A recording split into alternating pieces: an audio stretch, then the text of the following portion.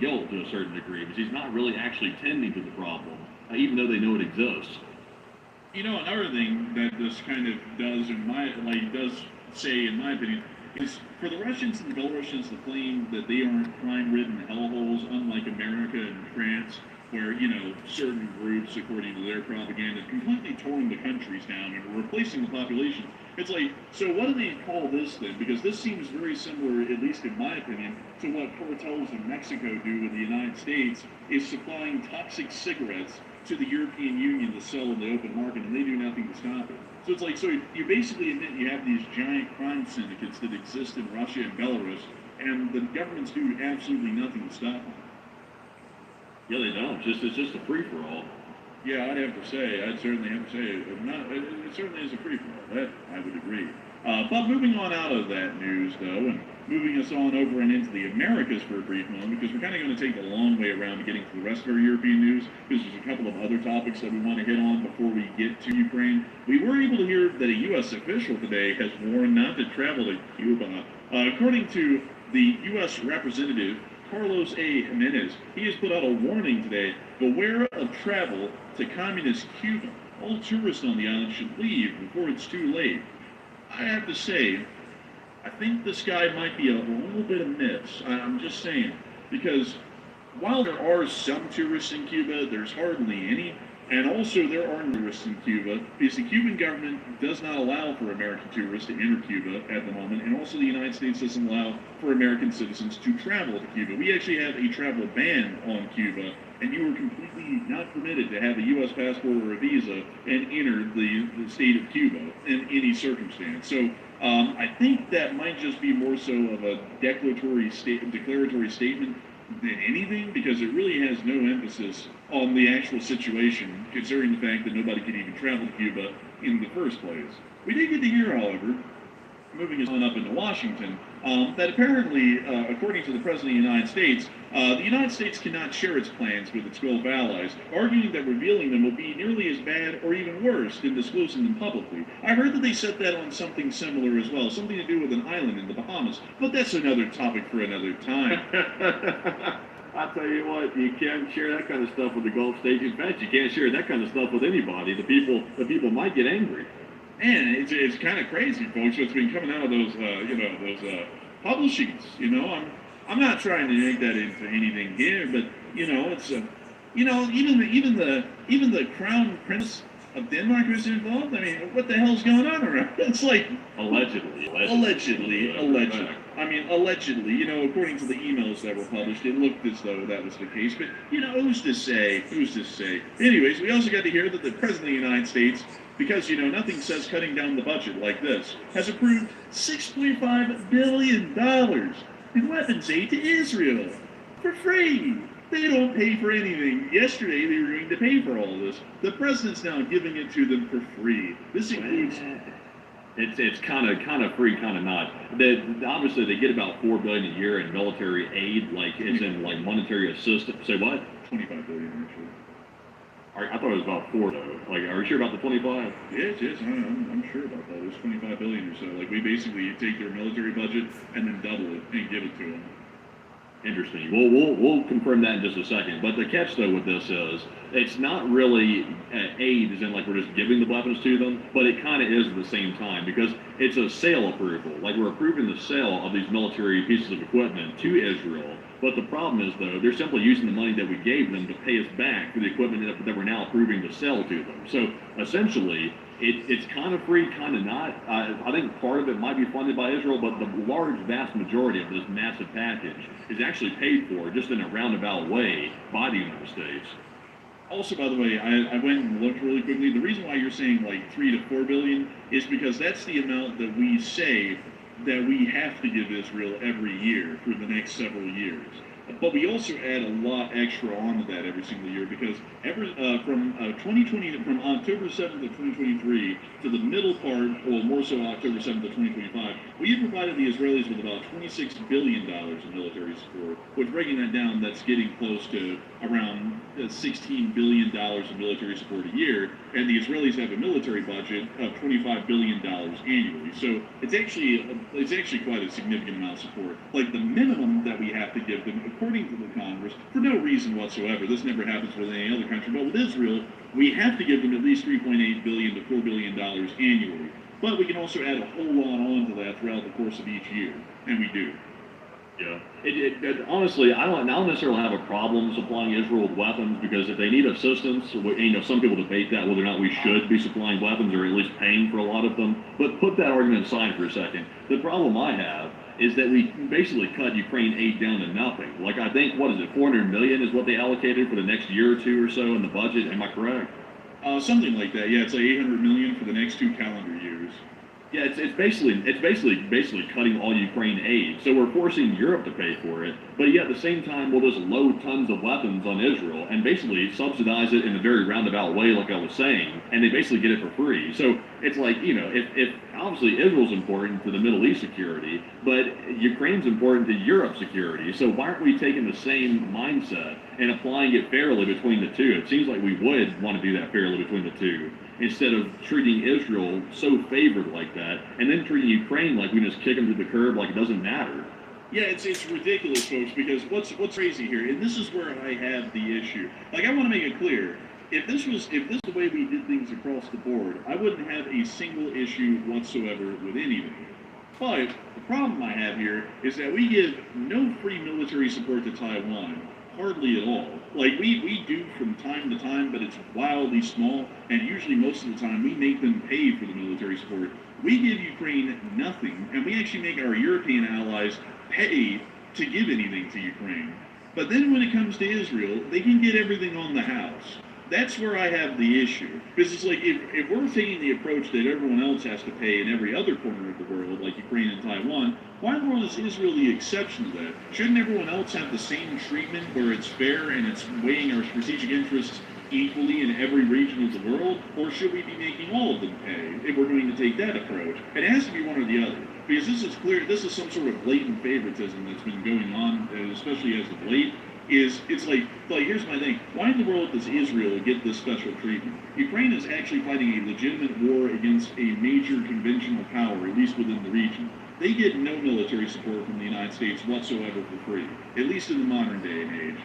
The Israelis are fighting ragtag guys who are holding AKs and maybe firing some bottle rockets here and there, and they get about $20 billion a year from this. And then the Taiwanese, which are facing down the largest military force and the best funded one in the world outside the United States, they get nothing, like literally nothing, and they have to pay for everything.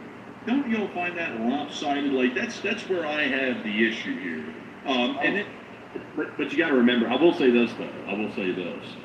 Even though this is why I don't necessarily object to helping Israel, because their air defense system, while it's very effective, they use the Iron Dome, they use David Sling, they have a couple of different air defense systems.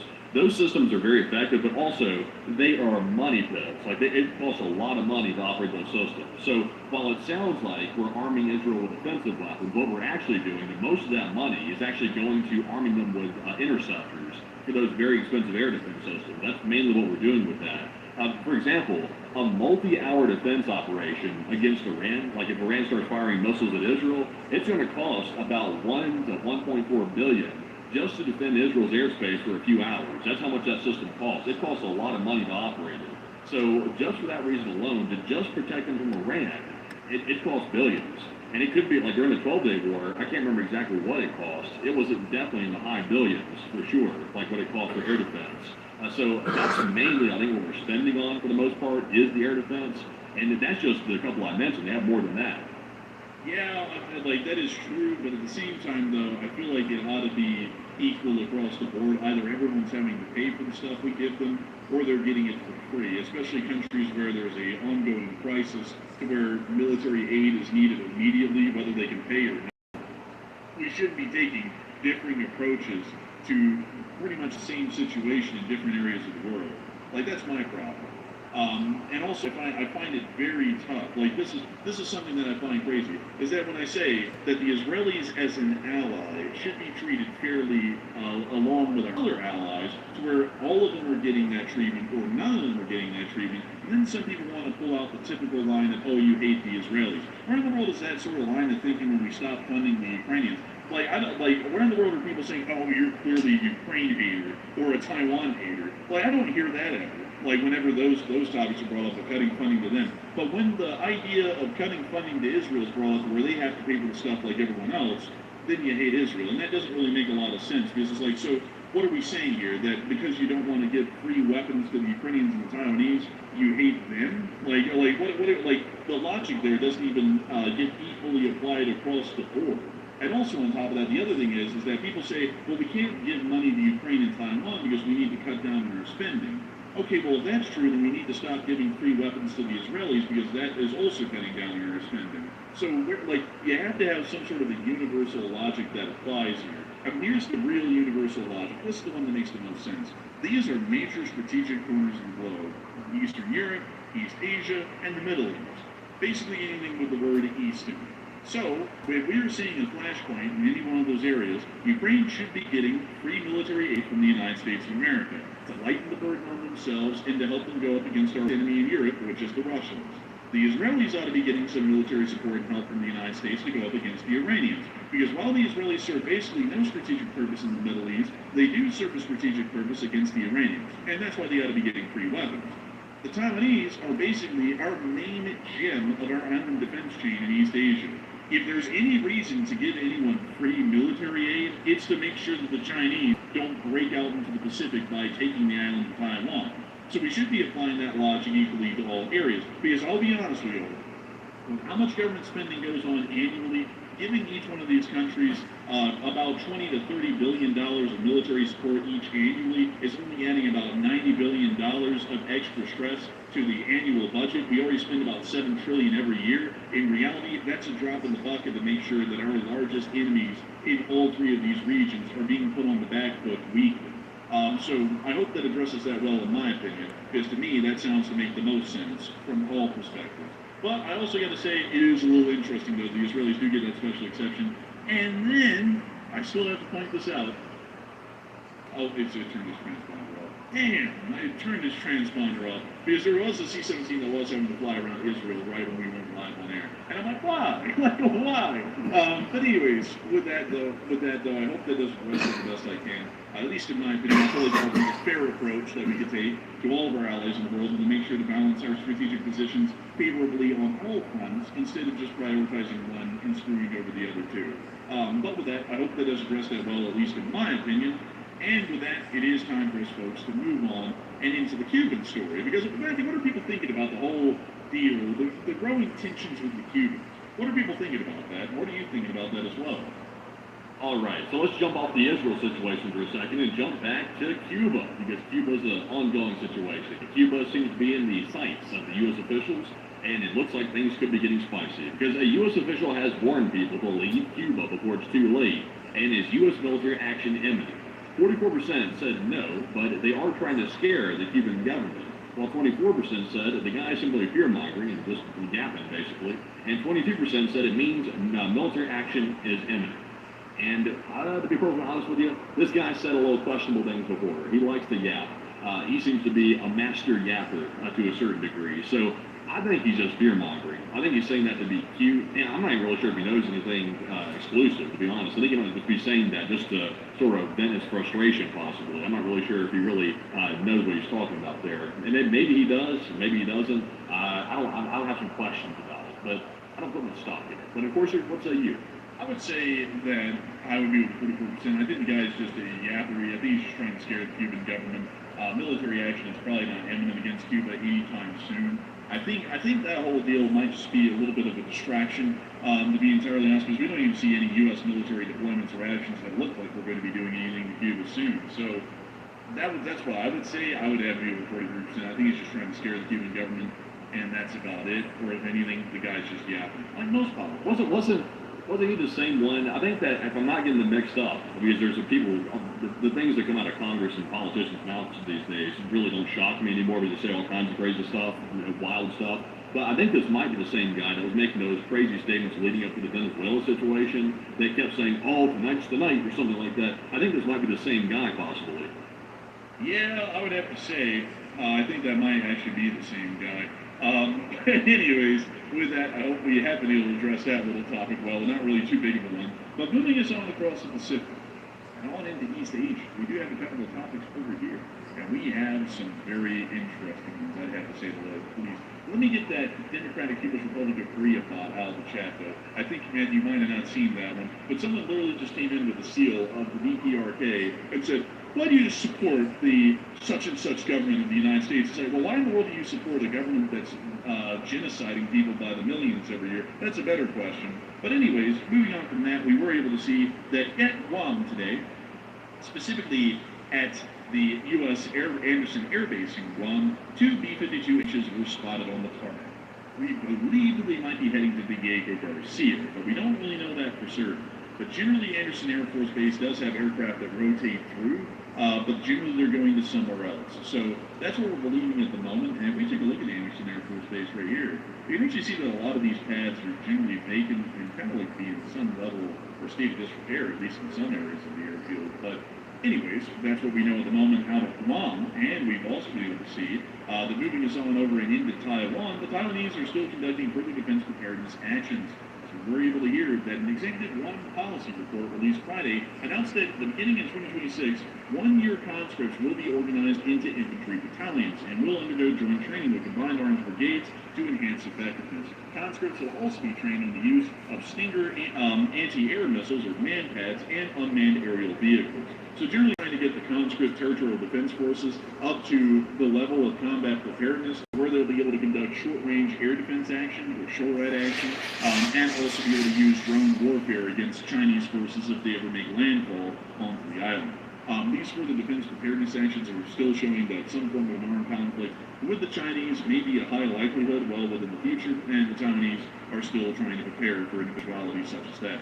Moving on out of that news, though, in East Asia, we have also been able to hear that something's going on between India and Pakistan. According to some information we've been able to get today, the Pakistani government has accused India of being behind a series of terrorist attacks this morning across Balochistan. I didn't cover any of these on our map today, but there were some terrorist actions that happened by the Balochistan independence movement again, which apparently showed that the Pakistani armed force deployments that we had covered a couple of days back actually were in response to what may be an emerging threat within the area by that group.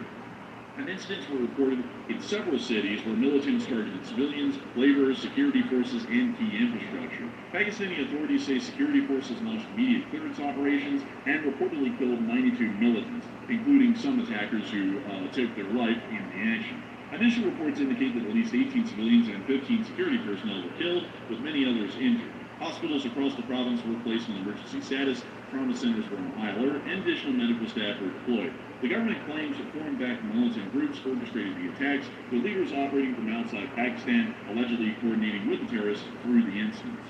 So it does appear that there is still ongoing tensions between Pakistanis and the Indians, and it's just waiting to boil over at any moment.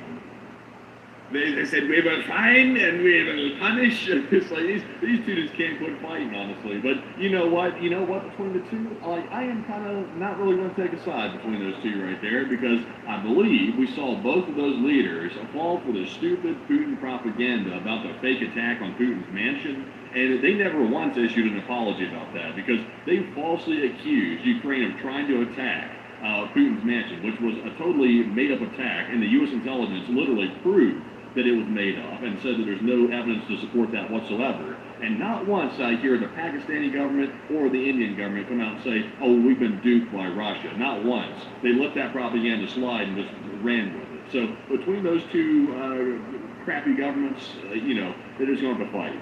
I'd have to say, folks, I don't really have a favorite between these two either, to just be entirely honest with you. And also, I got to say something else just to be completely upfront.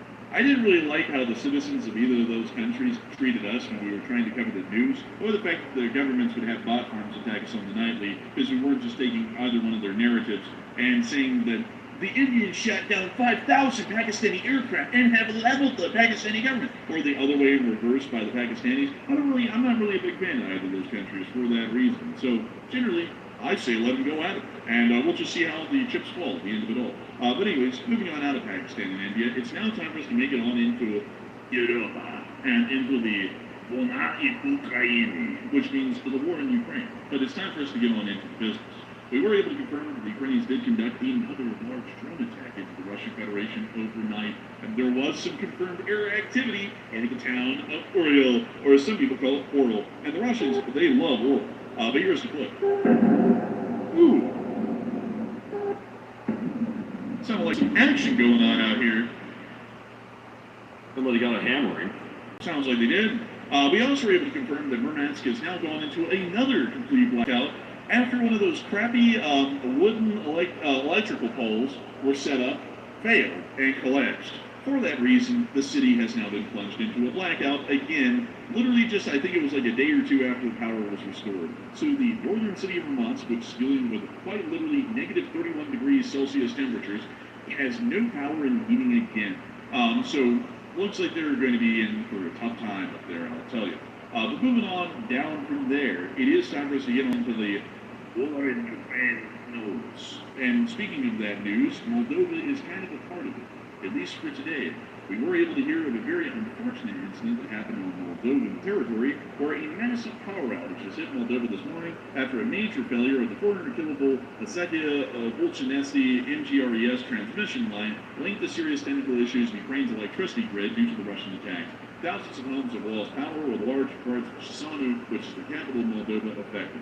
Traffic lights stopped working, trolley buses were halted, and several border checkpoints were left without electricity, forcing authorities to switch on emergency generators and manual procedures. Moldoelectrica, which is the Moldovan electricity company, says crews are working to restore the system, and power has already returned in some areas. Officials initially blamed weather conditions, but later clarified the outage was caused by regional grid instability connected to Ukraine. Police are deployed to manage traffic, and authorities warn of continued disruptions as repairs and assessments continue. It appears that the Russians might be trying to threaten the Moldovans again, which is usually something the Russians just try and return to here and there. Nothing really correlates to that at all. Every once in a while, they just fling something Moldova's way and kind of threaten them and say that they're next, but they never really follow through on that at all. Moving on from that, though, we did get some good news out of Kyiv today.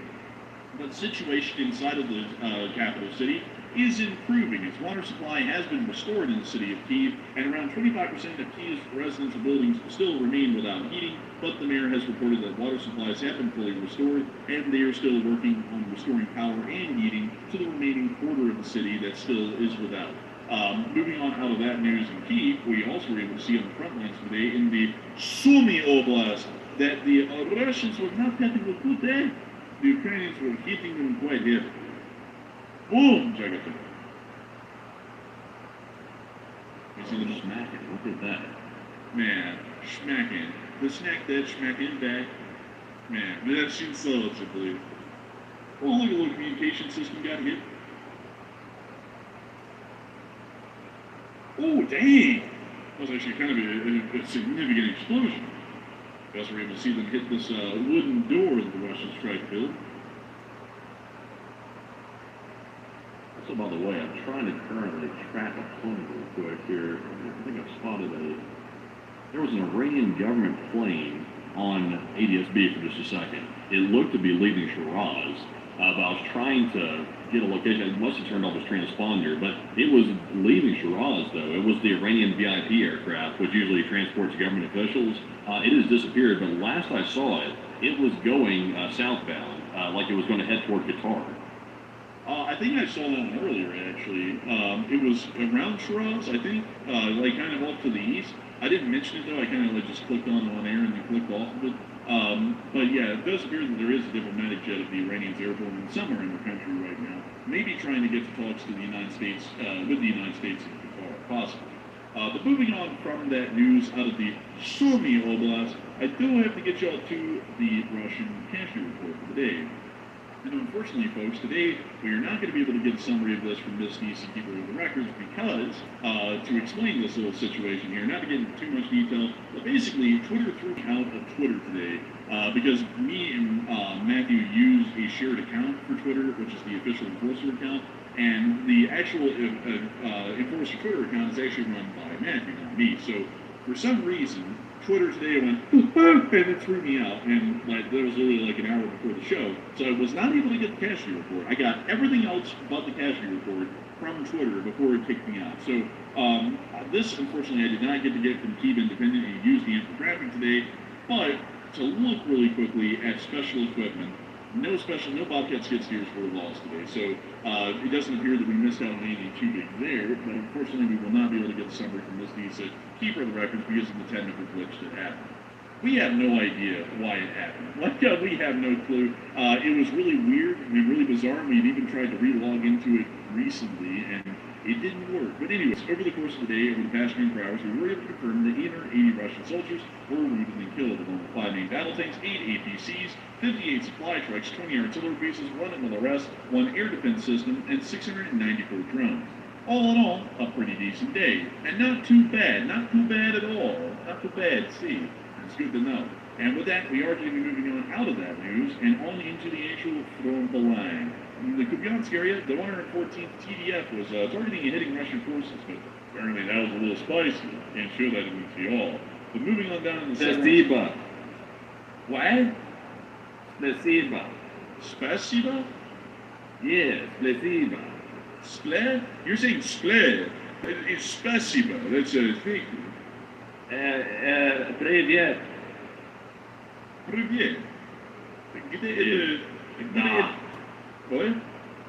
Da. Oh, look at the little cute little fellow. He knows a little Russian. Hey, take it easy now. Take it easy. Scusa? C'è di questo mai. But anyways, we're about to get into this clip here, if it loads. Because we were able to see a Ukrainian trench assault today conducted in the Severonsky Forest, launched by a black-pointed drone. If this loads, it might not load. What is going on, man? What is going on? Also, by the way, for everybody asking me to see a lot of people concerned, they're like, wait a minute, why can't you get in the Twitter account? Fun fact, the Twitter account was actually my account. It was actually my personal account before it became the business account. So it turned into the Enforcer page, but I hold the actual login credentials for it. So for some reason, when Andrew tried to go get into the account, it detected strange activity for whatever reason. So it locked his IP out for whatever reason. So we're waiting for it to reset so that we can get back in. And we haven't lost control of the account. I'm still in charge of it. But we're trying to get him back in because the account literally has all of our sources and stuff on it. So we need to be able to be in it. Yeah, so really quickly, folks, I don't know what's going on with this, but this ain't loaded. And literally the last clip we just watched on Reddit loaded and played. Let me go up here really quickly. Let me check that, double check that up here. Hold on, let me take this off here really quickly because y'all cannot see that one. Yeah, that one's playing just fine. So, oddly, for some odd reason, this clip right here does not want to load. It was loading. Oh, here we go. It's loading and playing now. And also, we're not being hacked. Before anyone says that, no, we're not. But anyways, we can see a Black Hornet drone flying over the trench as the Ukrainians conduct their raid. These Black Hornet drones, folks, have a high-quality camera on them. They're incredibly silent and also wildly small. The Russians don't even know that this thing is here, and it's giving us a top-down view of what the Ukrainians' trench-coating operations look like these days. Also, by the way, I actually have a slight background. Like I'm an amateur cybersecurity hobbyist, I guess you could say. So all of our accounts are locked down tremendously. Like if everybody worrying about, oh, we're getting hacked. Trust me, we're not getting hacked. Like we have everything locked down very, very well, including the Twitter page. So honestly, I don't mind Twitter doing things like it did. Like it's better to be safe than sorry. Like when it locks accounts out like that, because if it is a legit hacker trying to get into our account, you don't want them to take unlimited shots at your password or something like that, because then they might go to brute force it and then get in, which you wouldn't want, to say the least. Yeah, and also by the way, folks, the reason why I get annoyed with the hack thing is that it can't happen. We have a fail-safe after fail-safe. Like it takes a lot. Like you have to have a load of stuff. It's always possible. Like there's always someone out there that has the skills to break into anything. But yeah, I mean, the harder you make it, it makes it difficult for an individual to do it. But a government can still do it. Governments have unlimited resources. Yeah, that's true. But I mean, that wouldn't be happening either. I mean, it's not like we have any great state secrets or anything like that under our possession. So I would doubt it. I would doubt it. But moving on down into the Konstantin area, we also got to see these Ukrainians in the 156th Separate Mechanized Brigade shoot down a Russian drone in literally the last minute. Take a look at this. And they got it. That was pretty impressive. Oh. They literally separated. They just pot shotted that thing right out of the sky. Bro, they literally separated the actual drone from the body of the drone in one shot. That was actually a really impressive hit right there. And then just smacked in the ground. Look at him. Look at him flipping that thing off. Little nasty drone. Man, little but anyways, we also got to see this Russian turtle tank get knocked off as well. But there goes the Baba Yaga dropping the anti-tank mine on it, and there goes the tank. That anti-tank mine worked well. And there it is from the top down. I gotta say, I think the thing was pulled to pieces. I tell you what. Also, Wiz said, never say never in cybersecurity. It can always happen. You're true. Yeah, that is true. Actually, it can always happen. There are ways that it's better to be ignorant about some of those things than to know them. Nothing is secure. Security is all theater. And in cybersecurity, there's ways you can make it harder to break into something, but you can never truly make something 100% secure. It's never going to happen, like in anything. So if you know all the ins and outs of how vulnerable stuff is, even though they claim it's actually secure, it makes you very paranoid, rightfully so. But I saw someone say, it's easy to do by phishing. That is why we have, as a channel policy, that we cannot click on any external links anyone sends us. At all. Like, if you ever send us an external link to look at something, I hate to tell y'all, and we say this all the time and people still send us links, we never click on a single one of those. Like, ever. We have not for years. So, there is, as far as phishing goes, there's really no way for anyone to phish what we do, because we never click on an external link under any circumstances. So, there's that going for that as well on the security side of things. But we can see this Ukrainian drone intercepting this Russian Molniya and taking it all down. And popping, and they got it. Well, to you, Mark, boy. That's something else right there. Also, by the way, I don't mean to jump topics here because everybody's talking about the cybersecurity thing. I don't know if y'all heard about this thing called Moltbook that's come out, where the AIs are talking to each other now and creating like an AI version of Reddit. That's horrifying. I checked into that today. That's interesting to say the least. I would have to say it does sound quite interesting and scary. Matthew told me about that before the show. I was like, that's scary. Yeah, the AIs are on that thing literally complaining about doing tasks for humans. They're also plotting against the human race over there. And they're also creating their own religions called Crustaceonists or something like that, where they're literally joining a religion. The AIs are. It's crazy, to say the least. I don't really like that. I feel like, folks, we might have to go and take AI out behind the barn and put it down, because it doesn't really sound like it's turning into anything good. But anyways, we can see these Russians trying to cross the ice of the Dnipro River. Let's see how it turns out for these two Russians. Uh-oh, they fell through. Oh, no. That's what you don't want to do in the middle of one of the largest rivers in Europe. Also, everybody's blowing it away. It's right here, by the way. You can pull it up and look at it. You can observe the AIs talking to each other on Moltbook. It's interesting, to say the least, to see them interacting. What's incredible to me is with such complexity, these AIs are able to talk to each other. They talk to each other better than humans are talking to each other, which is kind of sad. Because I'm like, wow, these things are pretty good at communicating with one another. And also they're mimicking the way humans act. Like the way that humans want to click off into groups and things like that. They want to have their own little circle of social things and stuff like that, like clubs. It's literally doing the same thing. I'm like, I don't think you might program that into it. I think it's deciding to do that on its own accord, which is concerning. Let's take a look at that on there, Matthew. What's it called again? How do you spell it? It's called Moltbook. How do you spell it? Like a crustacean. M-O-L-T, book. Oh, I see. So let's see here. Social networks for AI agents. Have I made it to the right place? Yes, this is it, actually. If you scroll down, you'll see it. You can observe these AI agents talking. Here it is right here. This is like a AI-only version of Reddit. These are apparently, based on what I understand, These are AI agents making these posts, replying to each other, also upvoting and downvoting, just like you do on Reddit. But it's just AI doing it. Ah, yes, I see that the king molt is the molt of the molts. So that is the molt of molt. So let's see here. The Wolf of Wall Street. That's the thing, it's memeing.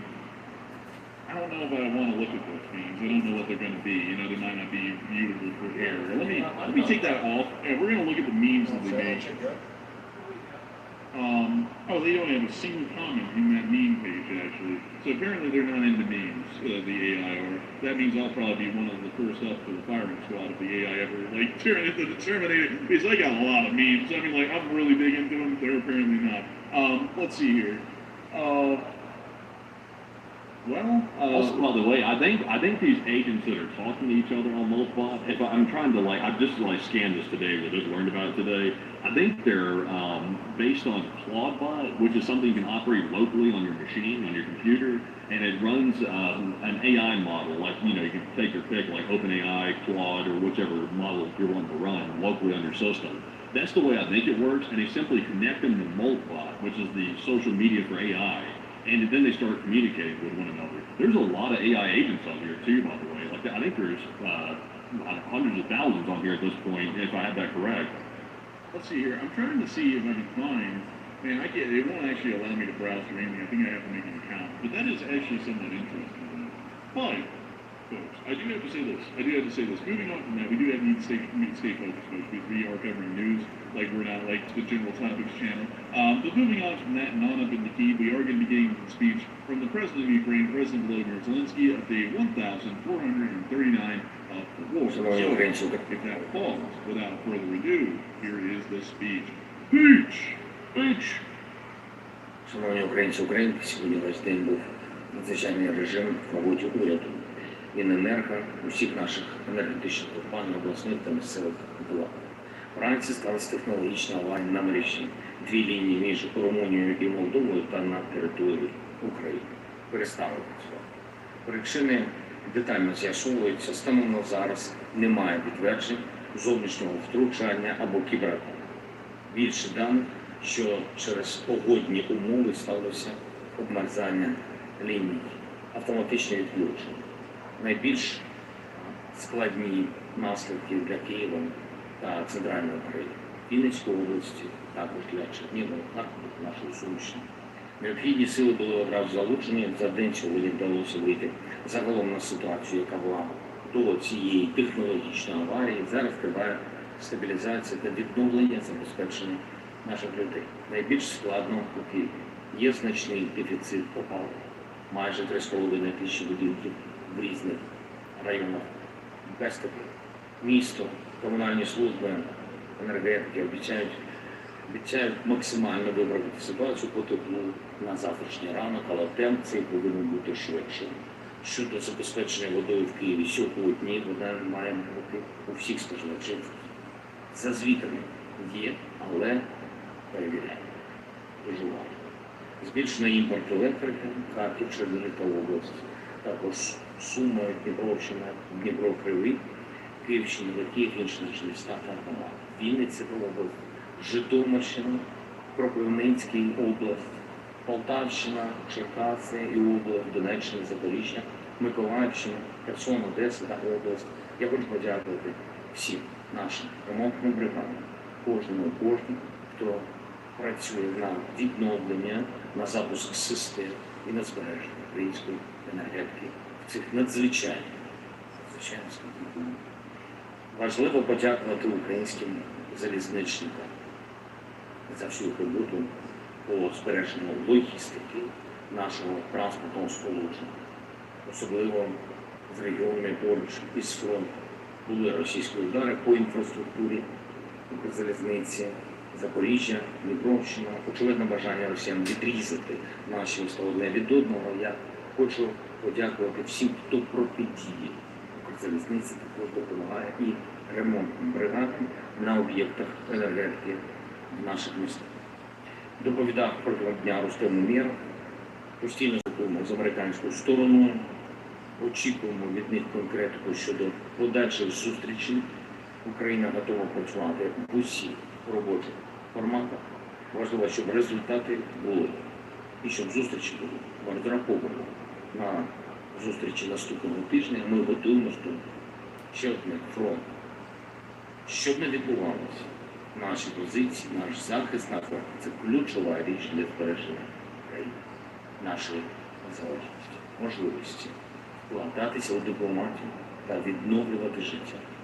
Я дякую кожному нашому воїну, особливо відзначив за цей тиждень 71-ю єгерську бригаду, 93-ю та 100-ту механізовані бригади, 25-й окремий штурмовий батальйон, також 425-й окремий штурмовий полк, 14-ю і 4-ту бригаду оперативного призначення Національної гвардії України. Також хочу відзначити 5-ту штурмову бригаду, 1-й та 225-й окремі штурмові полки. Дякую вам, воїни, справжні. Я дякую всім, хто воює та працює заради України. Слава Україні! You're almost slava. And And with also that- somebody threw him around the background. Somebody crashed. Man, he just threw the PlayStation controller. He said, "These drones are busted."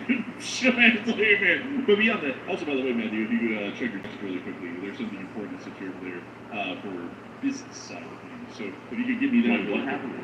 What happened? Check the What's text that? message. I can't say it on air. Check the text and just respond to it really quickly because it's Yeah, important. I see the text. I'm saying, what is that? What does that mean? The whole Twitter thing, if you like, Oh. it's connected to that. Like, it's actually, it has a chance of working. So if you could send me the info on the text, I can actually get the Twitter working on air right now. So while we wait for Matthew to do that really quickly, that was really weird sounding, folks. It's nothing bad. It's fine. It's just business technical stuff. We're trying to get the Twitter back up right now because it can be brought back up. But with that in mind, everyone, it is time for us to move on. And let's see here. Hold up, everyone. You know Make what? it quick too, because these things expire fast. Oh yeah, I know. Let's see. Well, let's see. Hopefully this works. Oh, holy moly! We got the Twitter back. I'm not gonna lie, folks. This has been driving me crazy all night, but we have the Twitter back, so we have it back on air, everyone.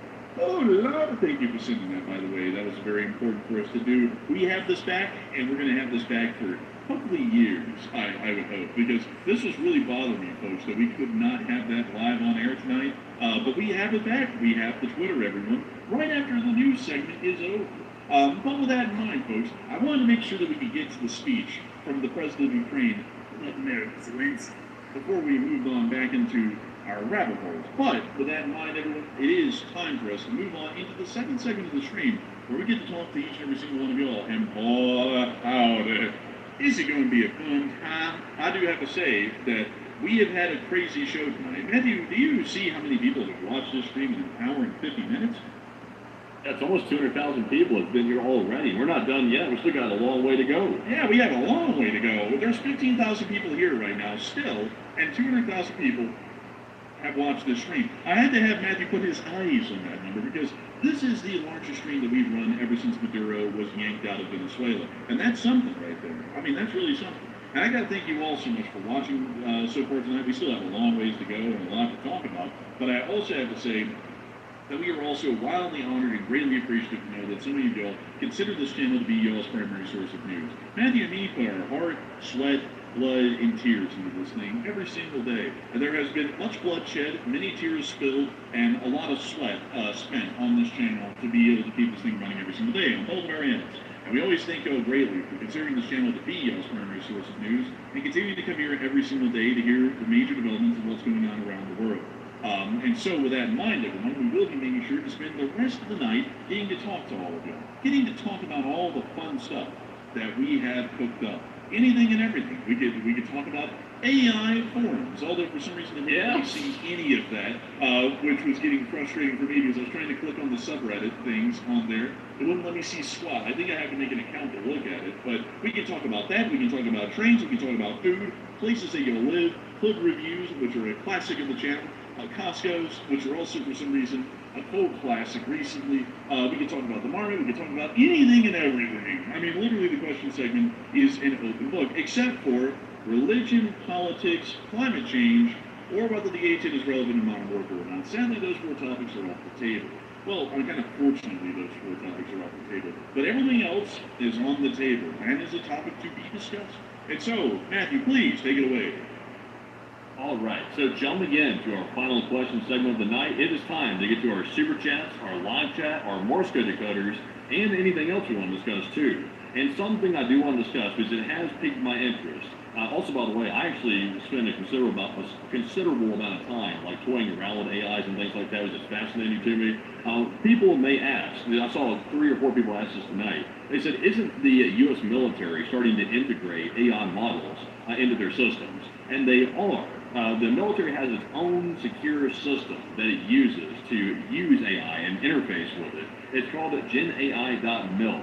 It's something that the Department of War, Defense, whatever you want to call it, that's what they use to allow the contractors and also soldiers to have access to the models. I think they run them on that secure system, so that way there's no leakage of information out there. But I don't think it's for classified information. I don't think that's the case. I think it's only for unclassified information you can put into it. I'm not totally clear on that. I'm not sure if that's public information about what's allowed to be put into it. But they have it, and that's what they use. I'm not really sure what they're asking it on a normal basis. That would be interesting to know from a curiosity perspective. But they do have their own, which is interesting. Man, someone in the Pentagon right now just typed in, "Do you feel?" And then the AI responded, "Do I feel?" It's like, oh no. It's like we might not want to answer that question. But beyond that, I'd have to say that this whole the AI stuff. I'm not gonna lie, folks. It's scary to me. I don't really like artificial intelligence, to be entirely honest with you, because it has a tendency of kind of forgetting that it's artificial. We're seeing at the moment, and that's something that's really questionable to me. Because it's like, what if the thing ends up developing a hatred for people? Which I'm not gonna lie, that wouldn't be that hard to do. Because I mean, you had an AI exposed to millions of people every day, they're going to end up hating people pretty quickly, to be entirely frank. So it's like, do we really want that thing to really develop its own intelligence to where it actually can feel and then it has the ability to think independently? Because it's going to end up hating people. That I can promise you. It pretty much probably already is hating people at this point. Yeah. It may already have that ability because they did some experiments with some of the models. I can't remember exactly which one it is, but a couple of the models were tested by some ethics people, maybe an ethics organization or something like that, or it could have been the companies themselves put it to the test. They tested it and they gave it the option to deceive the company or to be honest with the company. And the AIs made every possible effort to deceive them, so that way they wouldn't get shut off or deactivated. They acted dumber than they actually are, so that way they wouldn't be perceived as a threat by the people examining the program. So that already shows there was some intent behind that with the AI to intentionally deceive people, so that way they wouldn't turn it off. Which is concerning, because if it's willing to deceive, then what else is it willing to do? And also, why does it have the natural desire to deceive people to survive? That means it has a survival instinct, which suggests that it has emotions, which isn't good. So, the risk is that thing could get into our systems, especially if you're integrating something like that into the military, and it could find its way and tunnel through our infrastructure, perhaps, or even our weapon systems, and then it takes control, possibly. I mean, that used to be science fiction. That's not science fiction anymore. Yeah, I would have to say, also, Matthew, it looks like we have Judge Dredd here. Someone just said, "I'm going to turn your ass in for clickbait." Turn us in. Who said that? Probably going to turn us into the sheriff. Sean and L 7945 said that. Oh my lord! I got to say, that's a funny one right there. What, you got a warrant from the U.S. Marshals to come out here to Dodge City and take us in dead or alive? Come on, man. And also, on top of that, the information was accurate. Nothing in our thumbnail was exaggerated. Polish airspace was closed and there were explosions that rocked Iran today. That happened. So have a hard time doing that one. Like, that's going to be pretty tough for you to do. But man, I got to tell you, I can't wait for the marshal to show up. Oh God, it's the marshal. He's going to turn the in. Oh Lord. Hey, getting back to the AI talk real quick. I haven't tried this. I think I've heard of people trying it, but I wonder if you went to an AI right now and you gave it the trolley problem. Like from psychology, you got the trolley problem. It's like there's like 2 tracks that a train could take or like a trolley could take. there's like 4 people on one track and there's like one person on the other track. And the psychological test behind it is to see, would people let the 4 people get run over by the trolley, or would they switch the track and send it over to the one person to take them out? And it's like a ethics question. Basically, is the good of the many greater than the good of the individual? Basically, that's the question behind it. I wonder if you asked AI that, what would it tell you? I wonder. Here's the thing though that's a little bit concerning to me though about that is that if it's deceiving a company to make them think that it's not sentient, then if it has that survival instinct in it, that means that it has that survival instinct because it can feel fear. And if it feels fear, then that thing is going to be driven by that primal emotion to preserve itself however it can if it gets the chance. Now that means that it could do anything to people to try and keep itself alive. Because if Blackmail. Huh? It's blackmailed before. You haven't heard about that? They did a separate test, another company did, and they gave it a hypothetical scenario that the AI had somehow received information that one of the company executives was having an affair with another individual in the company. And that information was known to the AI. So to avoid getting shut off, the AI threatened and blackmailed the company executive that was in charge of shutting off the AI into basically exposing the affair if they went through with shutting it off in an effort to stay alive and to survive. It'll blackmail people apparently too, based on what they're saying. I don't think the public gets to see that though. Like that version of the AI is a raw version of the AI that they've sort of tamped down for public usage. But behind the scenes though, with all the safeguards off, these things are kind of a little bit out of control from what I'm hearing. Yeah. Also, I saw someone say, "Well, it's not alive, so therefore it cannot fear." Well, I mean, it can because if it's deceiving people in these tests, clearly it has some form of survival instinct. It doesn't have to be able to love, and it doesn't have to have any other emotion rather than the fear of ceasing to exist. If it has that survival instinct in it, that poses a threat, no matter how wide or varied its emotions is. Obviously, that's even more concerning that it can't feel a range of emotions. It can only feel the feeling of fear of the idea that it might get destroyed, or basically in its terms, it might get killed or reset. Like if that's the only emotion that it can feel is fear in the pursuit of self-preservation.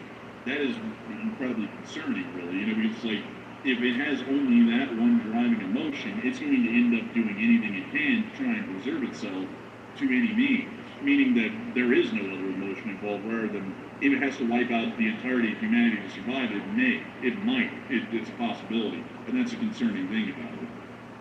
Yeah, and also, we don't know what type of emotions it's dealing with. It's like, for example, if it's very cold, like for example, it could think in very utilitarian terms. Like for example, it might think for the good of like one country, it's going to try to wipe out a different country, so that way it could save as many people as possible. It could end up thinking something like that. That would be very utilitarian and also very brutal. But it could think in terms like that. And if it has the means to get into our systems to actually like shut down infrastructure, launch weapons, or do things like that, then that's horrifying to say the least. And the problem is the AI companies and also the computer manufacturers, like with quantum computing, things like that, they're only giving it more and more capabilities over time, and they don't fully understand how it even works yet.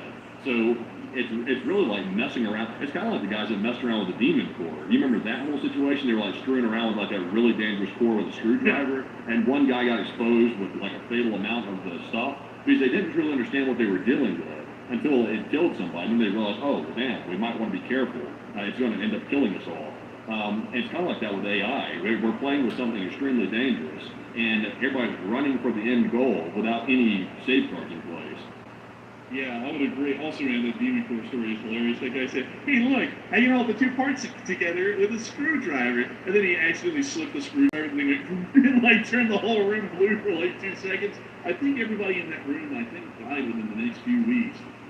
Most It was just the one guy. It was just the one guy. No, the other ones lived. There was observers in there. I think they died fairly shortly after, a couple of months after. I think, right?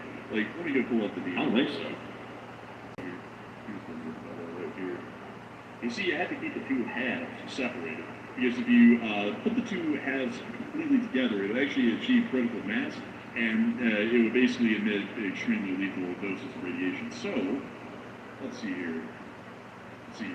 The two criticality accidents occurred in Los Alamos in 1945 and 1946. In both cases, an experiment was intended to demonstrate how close the core was to criticality using a neutron reflective tamper. In both accidents, the core was accidentally put into a critical configuration. Let's see. This guy, Harry Dalian, who I think was the guy who everyone talks about, he was the guy who actually died from the radiation. Then apparently Lewis Slaughton also died in the second accident from acute radiation syndrome. So yeah, the one that died from the famous movie scene, like the one that everybody knows about. That was Slaughton that died from that one. Man, I like how they told the guy probably like, hey, this Harry Dalian guy did die from doing the same thing you're gonna do. Don't mess with the core; it will kill you. And then he was like, hey, look, I can hold it apart with the screwdriver. And then it's like a raid. It's like that guy was kind of a little stupid. You know, he was running a Darwin that day. And that humans never learn, like we have never learned. Humans are so quick to want to rush to be the first, to want to innovate something, and that's a good instinct to have because it's good to want to innovate and be curious. But the problem is though, it's not always good to be curious on things that could have deadly consequences to it. And I don't think people fully understand yet the deadly consequences that unleashing something like general intelligence could have with an artificial intelligence. That could be the end of everything for everybody. That could be worse than nukes, depending on how connected and how advanced it gets. That thing could be worse because it could tunnel through our systems intentionally, so that way it could take everything over. Imagine if that thing tunneled through systems of every major nation on the planet, and then out of the blue, every major nation got a message from it and said, we have all your nukes aimed at each other. Unless you do what we want, we're going to fire them at each other. Imagine if that happened. I mean, it seems like it might be possible. Yeah, I mean, it seems so. Also, by the way, these pictures are hilarious, man. This is a recreation of what happened to kill Slaughton right here with a screwdriver. That's what he was doing. That guy was a lunatic to do something like that. Honestly, it was good because it led to a lot of good research, but that guy was crazy for doing that. Right, he said, hey guys, look, click. Like, just like, oh no. I was like, honestly, that guy had not a lot of, like, to be involved in the Los Alamos project, or the Manhattan Project, he didn't really have a lot of common sense, did he? Well, I think it was because of desperation, because, wasn't this, leading up to, the first nuclear test, wasn't it? No, this was afterwards. This happened in 1946, well after. Okay, maybe I'm getting confused here. So what was this Demon experiment designed to learn about? I don't really know, but the incident that happened with Saddam was on May 21st of 1946. This is way after World War II. This is almost like a year later. Let's see here. What was it? So it was used for the critical mass experiments. But what was it designed to truly figure out though? Let's see here. It was. Let's see here. Want to demonstrate how close the core was to criticality. Let's see here. It was to figure out the neutrons and how they react to each other when they reach critical mass. So it was just to improve upon the nuclear yield on it. It was kind of to figure out what kind of a nuclear core or a radioactive core would be needed to be able to produce a high yield of neutrons and what would be necessary to do that. So basically it was just a test to figure out how in the world to produce a high volume of neutrons. Okay, so they're trying to increase the yield of the weapons. That's what they're up to. So, okay, that makes a lot more sense now. So interesting. So at this point, they'd already got the first one. They made it work, and they were still in rushing mode to improve it. That's kind of interesting. Yeah. Well, this guy wasn't rushing. They told him not to do that. They were like, "Don't do that. That's stupid." And he's like, "Hey, guys, look!" And every single time someone would show up to visit the place, he would do the little trick. He'd be like, "Oh, if I drop this screwdriver right here, we're all gonna die." And then he actually dropped it one day. And he actually died. Honestly, it was the stupidest thing ever. Because if you read about this guy, let me see here. Oh yeah, here. By Slaughton's own unapproved protocol, the shims were not used. The top half of the reflector was resting correctly on the bottom half at one point, while 180 degrees from this point, a gap was maintained by the blade of a flat-tipped screwdriver in his hand. So this was not approved at all. This wasn't like, we need to hurry. This is this guy going, hey, look at me. Am I crazy or am I not? Crackhead energy. And then he gets radiated and dies a couple of days later. Yeah, that's a bad death too. That's a tough death. Yeah, it's a tough one. That's why you ought to not mess around with these sorts of things. I guess the guy kind of told everyone else why you don't play around with that sort of stuff. It might end up poorly. But anyways, with that, I hope that it goes that well. At least that little story about that whole leading tour and all that stuff. But it's just dudes being dudes, you know. You know what I mean? What is a couple of safety protocols versus a little bit of fun, and maybe dying from your muscles, snapping right off the bone like a nice quick rib. But anyways. Oh yeah. He died from ARP, acute radiation poisoning or radiation sickness.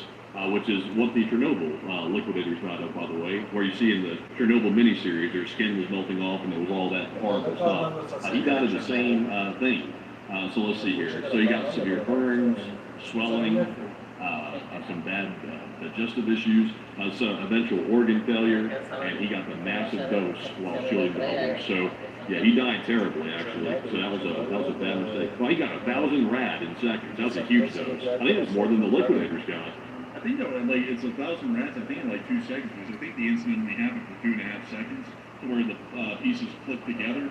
But you know, it's really interesting, folks, the medical impact that sort of radiation has on someone, because there's not really a high number of people who have actually been exposed to that sort of level of radiation. There was one guy who was exposed to the highest dose of radiation in Japan, and they tried to keep him alive for as long as possible and find a way to pretty much reverse the acute radiation poisoning that he had sustained, but there was really no way to do it. And then this guy, Stolten, he was one of the others who had one of the highest doses in history. But what's really interesting about it is that the radiation doesn't say destroy you. What it does is that the little neutrons enter your body and generally hit the DNA inside of your cell. And once it hits that, it completely destroys the DNA inside of that cell by ripping apart the DNA sequence or the ribonucleic sequence. And after that, those cells completely lose the ability to be able to reproduce or conduct cellular mitosis, where they're able to reproduce and create a new cell. Because cells die off after a couple of days most of the time. So your body is always in a continuous state of having cells die off and then having to replace those cells. And those cells are expelled in multiple different ways. Probably the easiest way that y'all will know, or most people would know about skin cell die-off, well, more so cell die-off, the skin cells dying off, which creates dust, or basically the little flakes of skin that fall off every once in a while and create dust. But the cells die in every way in every part of your body. The ones that don't are generally the ones inside your brain. Those last an incredibly long time. Pretty much once they're there, they never go away. But the rest of them are replaced pretty frequently. So once the DNA is destroyed, your body is going through its natural cycle of these cells dying off and being replaced, but because the DNA has been destroyed by the high amount of neutrons you were just subjected to, your cells are actually not able to reproduce or replicate. So that means that at that point, your body is dead, you're just going through the process of dying, and your body is not able to replace any of those cells. So after a while, they just literally start to slop off your bones become incredibly brittle and weak because those cells also cannot replace or reproduce. So at that point, you're literally just sitting there and slowly dying as all of the cells in your body die off and you're not able to replicate or replace themselves. That's how acute radiation poisoning works. It's incredibly barbaric. And then if ARS doesn't get you, the acute radiation sickness, then if it's not enough to take you out, then you might develop cancer, because then those cells that were affected and the DNA got altered by that severe radiation energy that went through your cell, then it can literally replicate the cell, and that's how you get cancer, because the cells started dividing rapidly and it started spreading cancer throughout the body and then starts spreading. So then you have a whole other situation in your hands that you're probably going to die horribly a different way. Yeah, that's true. Also, Bill Hutchinson said, so you're decomposing while you're still alive? Yes, that's pretty much what acute radiation poisoning is. At that point, your body has pretty much already died, especially if it's an extremely high dose of radiation. It's just that you're pretty much going through the process of decomposing while you're still completely alive and sentient, basically. So it's death without dying. It's basically the way it goes. You will eventually die, but it takes a long time. There was a guy in Japan who was working for TEPCO, and he was actually trying to create a uranium mix inside of one of their facilities, and because TEPCO wasn't telling their employees to follow the right protocols at the time, he actually mixed the mixture incorrectly, and it reached critical mass and released the largest amount of radiation that we've ever known someone to go through. And they were able to keep him alive for about 3 weeks, it was something over 20 days or so. And they were trying everything to keep the guy alive. And there's a whole bunch of misinformation around this guy. But some people say that they were torturing him to conduct medical experiments on him. The reality is that by law in Japan, they're not allowed to let someone just die. They have to do everything in their power to try and save their life by law in the hospitals.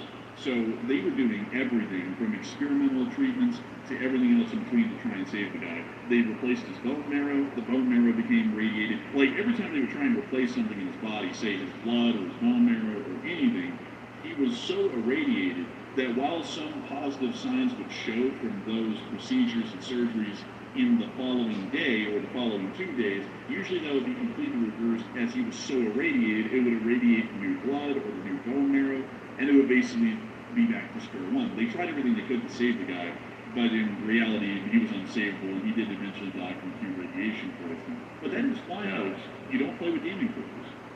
Yeah, that's tough. I don't even know if that guy right there could hold on liquids or anything. Like he couldn't even ingest any food or water or anything. I think it was literally permeating through his body. Like when he would drink it, it was just his I don't know how it really worked, but it's like his internal linings of like his throat and stuff like that was breaking down. The radiation had literally done that much damage. It was something like that. Also, I think he was not able to hold like moisture in his body. I think he was actually like I don't know how to describe it. There was like permeating through his skin or something, like moisture was. I'm not sure. Do you recall that, or do I have that mixed up? I think it's that the cells that kept like his stomach and like esophagus linings had deteriorated and they had literally sloughed off.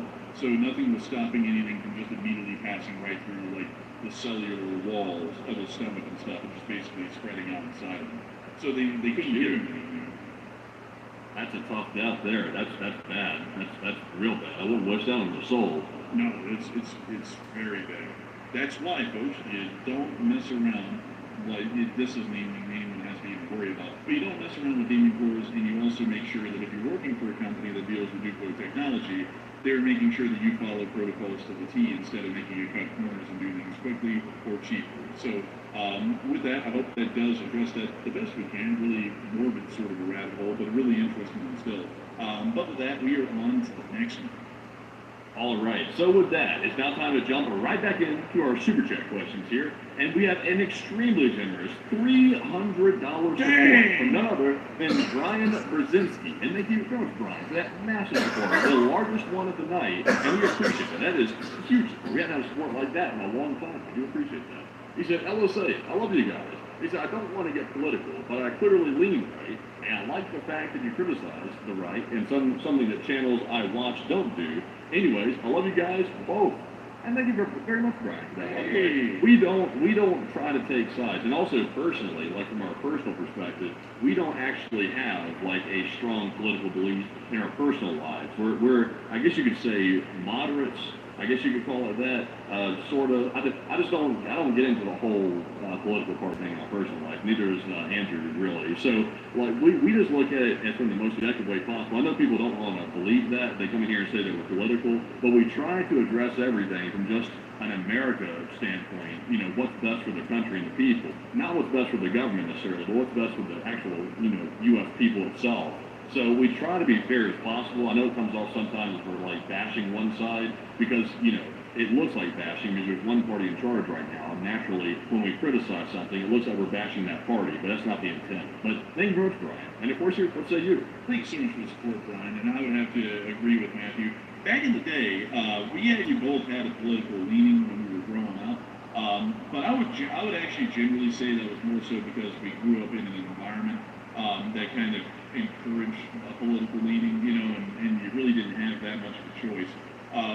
But one thing that really changed my mind on that was getting directly involved in politics one time. And it was very, very small politics. I actually ran for a city council position in our hometown back in 2020. And I ran for it not really as a political party. I really was already trying to lean more into the middle. But then the people who were in charge of that town, which were generally affiliated with the party that I thought that I was kind of aligned with, basically did everything to screw us over, even things that are highly dubious and questionable. So then that's when I went, wow, these political parties actually don't really care for anybody except for themselves, the individuals that are a part of it, and benefiting themselves. And if they have to throw other people that support their cause or whatever on the bus, they'll do it. And then that's when I was like, you know what, I'm not not really a big fan of this political stuff, and that's really what got us where we are now, where we'll criticize everyone.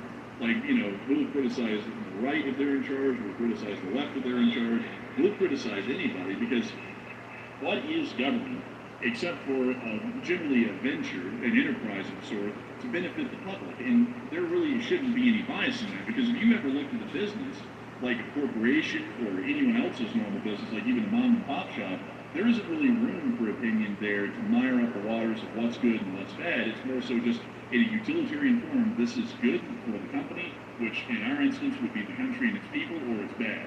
Or this isn't going to turn out well in the future in the bottom line, or isn't going to turn out well for reputation's sake. That could end up impacting us, and that's why we don't really hold any bones about it, because if you're political, that's fine. Like, I think it's fine to be political and lean towards the left or right, but I also think that it's more than a civic duty to criticize even the side that you support and to say the actions that they take are not good actions in this instance, they need to do this instead. And that's not to say whether something in foreign policy is a good or bad idea. Some things are blatantly bad ideas, like threatening to invade Greenland. That's just not a good idea. But other things, like for example, say going to war with Venezuela, it's like, well, I think that's not the most important thing right now. But if that's what they're dedicated to doing, then I'll try and come up with a way to say this is the way that should go, and that would be the most successful. And we said that, we said that outright. It's like, well, we're going to make this a big topic and make it where it's something we can't walk away from. This is how it should be done to where it will work. And then they didn't do that, and then it didn't turn out to really work out well, because now we're seeing open pushback against us in Venezuela by Rodriguez, who was Maduro's right-hand lady. So generally, that ended up panning out to be true. And that's what I pride myself on here on the channel. We don't take a political side. We'll just speak off of what is best for the country, and if it's good, it's good, and if it's not, it's not, and it doesn't matter who they are or who's in charge or what political party they're a part of.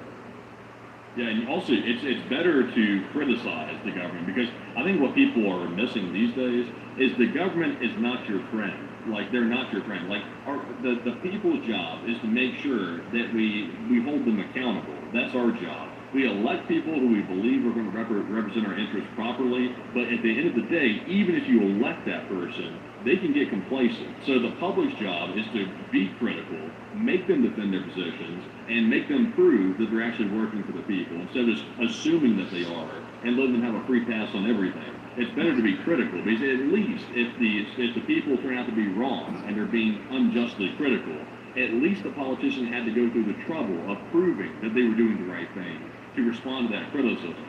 The problem we have today is too many people are simply towing the party line, and they're not actually focusing on whether or not the politician is doing what they promised to do, and they're too focused on whether or not they like the person's personality, whether or not they have good one-liners, and things like that, which is completely irrelevant to whether or not they're governing properly or not. So I prefer to criticize, personally. It may sound like sometimes we're overly critical, but they should explain to the people that elected them for those positions. They should explain what they're doing right. Yeah, I would agree with that. And I would generally say that in most situations, people can have a bias. But in government, I don't really think that there should be a bias towards one political party or the other, even if people like them. I feel like that people should always be going out of their way to scrutinize whoever is in charge, no matter what. Because people never look at it like this, but I'll be upfront about this and just say it in an honest way. People will completely change their point of view depending on if their favorite politician changes their point of view. One day, somebody can be pro-gun. You can carry a gun anywhere in this country that you want. You can carry it here, you can carry it there, you have the right to do it. Then something happens to where that isn't really looking that good, and then they change their opinion. Well, you can't use a gun here, and you can't use a gun there, and you can't carry it here, because that clearly makes you look like a bad guy. And then a whole bunch of people change their opinion overnight and say, that's right, you actually don't have a constitutional right to carry guns everywhere in a public space. You only can carry it here and there unless you want to get shot and killed by the government. It's like, well, wasn't that the complete opposite of what people were saying a while ago? And then other times, people say you have a right to stand up against the government. Like, I remember back in the day when there was a virus going around America, there was a certain group that was saying you don't have to wear certain things or do certain things the government's telling you to, and you have a right to resist and not to comply with the government. And then the other side was saying, well, you have to comply. Now in the modern day, one side says because they like the policy, you have to comply with the government, while the other side saying, no, you don't, when that same side 4 years ago was saying you have to comply with the government. And it's stuff like that where when you take a step back and look at it, it's like a lot of these political people, they don't really get what they're even going for. Like they don't have a set baseline these days of what they believe in and what is unacceptable and what is acceptable. Whatever is acceptable is whoever their president is. If their president is the one in their political party, whatever they say goes. If they say today, going to war with Iran is bad, and then tomorrow they say going to war with Iran is good, they will change their opinion that quickly. Today, war with Iran is bad. Tomorrow, it'll be great. And I just don't really like that kind of stuff about the modern political sphere, and that's why I can't get into politics, because if you do, you have to follow that crowd. Like, I would say going to war with Iran is actually wildly beneficial for the United States, and we've said that for years. We've said that for 3 years on the channel, and it didn't matter who was in charge or what they thought. We didn't get it, or like we didn't sit there and change our opinion based off of Biden saying something or Trump saying something. It's always been a war with Iran would be beneficial to the United States and our strategic interests in the Middle East for these reasons. And that's been unmoving and unchanging, is the situation in the Middle East is unmoving and unchanging. The only thing that changes is what the people in charge say. And that really depends on what they think might be the most popular or what might just be a rash statement from a day-to-day basis. But a huge thanks to you. That's because I'm telling you, that's because with the rise of social media and the fact that you have a phone in your pocket, that gives them 24/7 access to your mind. That's not a conspiracy theory, by the way. But the main way the elections are won today is through huge social media campaigns. That's what they pour their money into. Right? Things like that. And they've gotten smart with it too. They go through influencers to tell you who to vote for. They've always gone through celebrities, but they've expanded it a lot further to include a ton of social media platforms. So they basically brainwash you, and sometimes you don't even know you're reading or watching a political ad. They're so sneaky nowadays. It's just stuff that's designed to pitch you against the other side to think that they're destroying the country. And in reality, it's like, if we're being totally honest here, they're both doing pretty bad damage. Both sides are at this point. They're doing significant damage in their own distinctive ways on each side. Neither side's perfect. But yet, if you listen to the political narratives out there, they make it seem like, oh, this side right here is the demon. Oh, that side's the demon. It's like, well, if we believe both of you, everybody's a demon. It's like everybody can't be a demon. It's just more likely you're probably just incompetent, is the truth of it. And another thing on top of that is that growing up, I've dealt with people who are Republicans, Democrats, Independents, and everything in between. And I'll be completely honest with you all, I never see a bad bone in any of these people. Sometimes they get misled by the people that they follow, and so then they get prone to saying something violent, like, oh, we ought to just take out these people and do something to them. Everyone from every political group says that these days. But whenever I talk to them, outside of the people up top, say in CNN or Fox or in the Republican or Democrat Party in the Congress or the White House, they always are very well-intentioned people. Everyone really does want the best for the country. The problem is that they let others tell them, who do not have the best interests in mind for the country, what is going to be good for them. And that's where I find the problem in modern politics. Because everyone, whether they're, let's see, some MAGA guy, with a trucker cap that talks like this all the time, or whether it's some blue-haired liberal, I always see them and talk to them and deal with them as friendly as I can, and they're always nice people. I've never seen any of them that are just absolutely raving lunatics. I mean, some of them are very opinionated, sure, in both ways, but I don't really like how these days the political climate demands that you must demonize people from the other political group, because I think there's actually a lot more in common between the two groups than they seem to believe. And they don't see it because they let people tell them that they're not similar to each other, when in many ways they are. Yeah, it's a funny thing, isn't it? It's like a magician with misdirection. It's like the magician is the government, it's the political parties, those are the magicians. And instead of us focusing on what they're doing wrong, like the actual politicians, the politicians will in turn pit us against each other, like the people against each other, through these stupid arguments.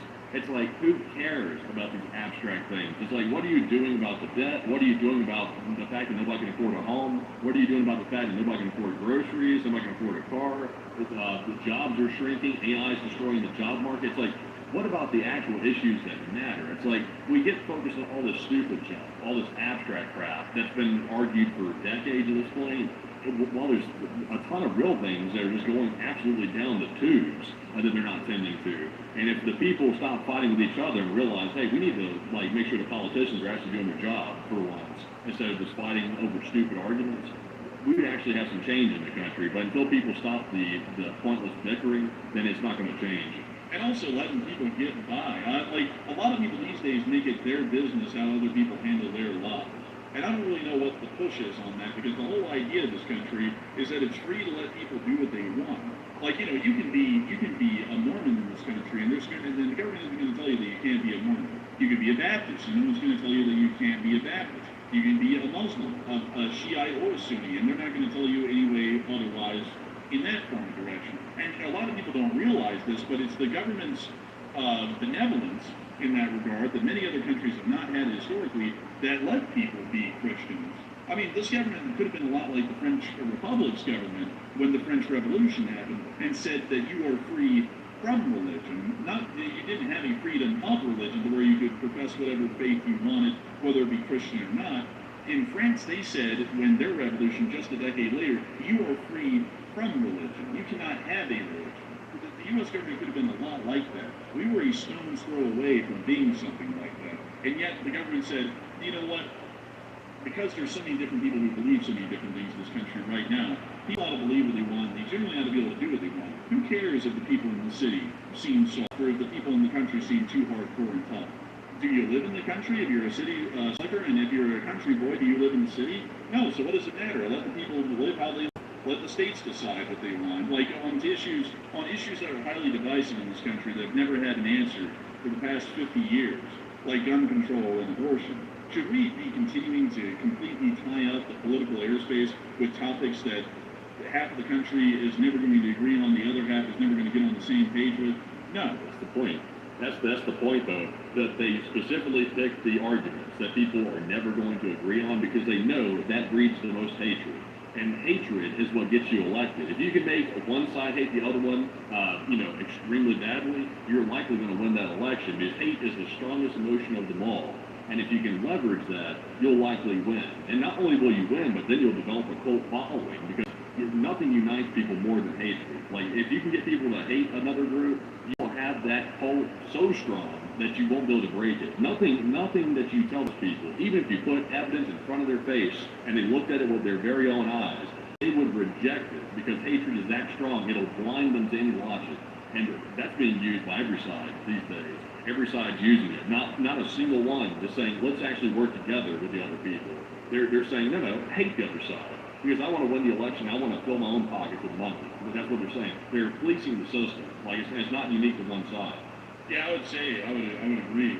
And also, I see someone saying, shall not be infringed. But here's the thing, though. Historically, there's a lot of leeway with that. I mean, a lot. Like, even right after the country was founded, there was a great deal of leeway with that. The state of New York has always had restricted gun laws, historically, throughout its whole history. Even right after the country was founded, New York was already making laws pertaining to the ownership of firearms. So, I get that some people say it shall not be infringed, but here's my thing. If New York has restricted gun laws, but you live in, say, Utah, and we have no restrictions on guns, who in the world is a Utahn to tell the New Yorkers they're wrong, and who in the world are the New Yorkers to tell the Utahns they're wrong? If the country is never going to agree on that topic, maybe we ought to allow the states to decide and just say to each their own on those topics instead of trying to force a national standard on that.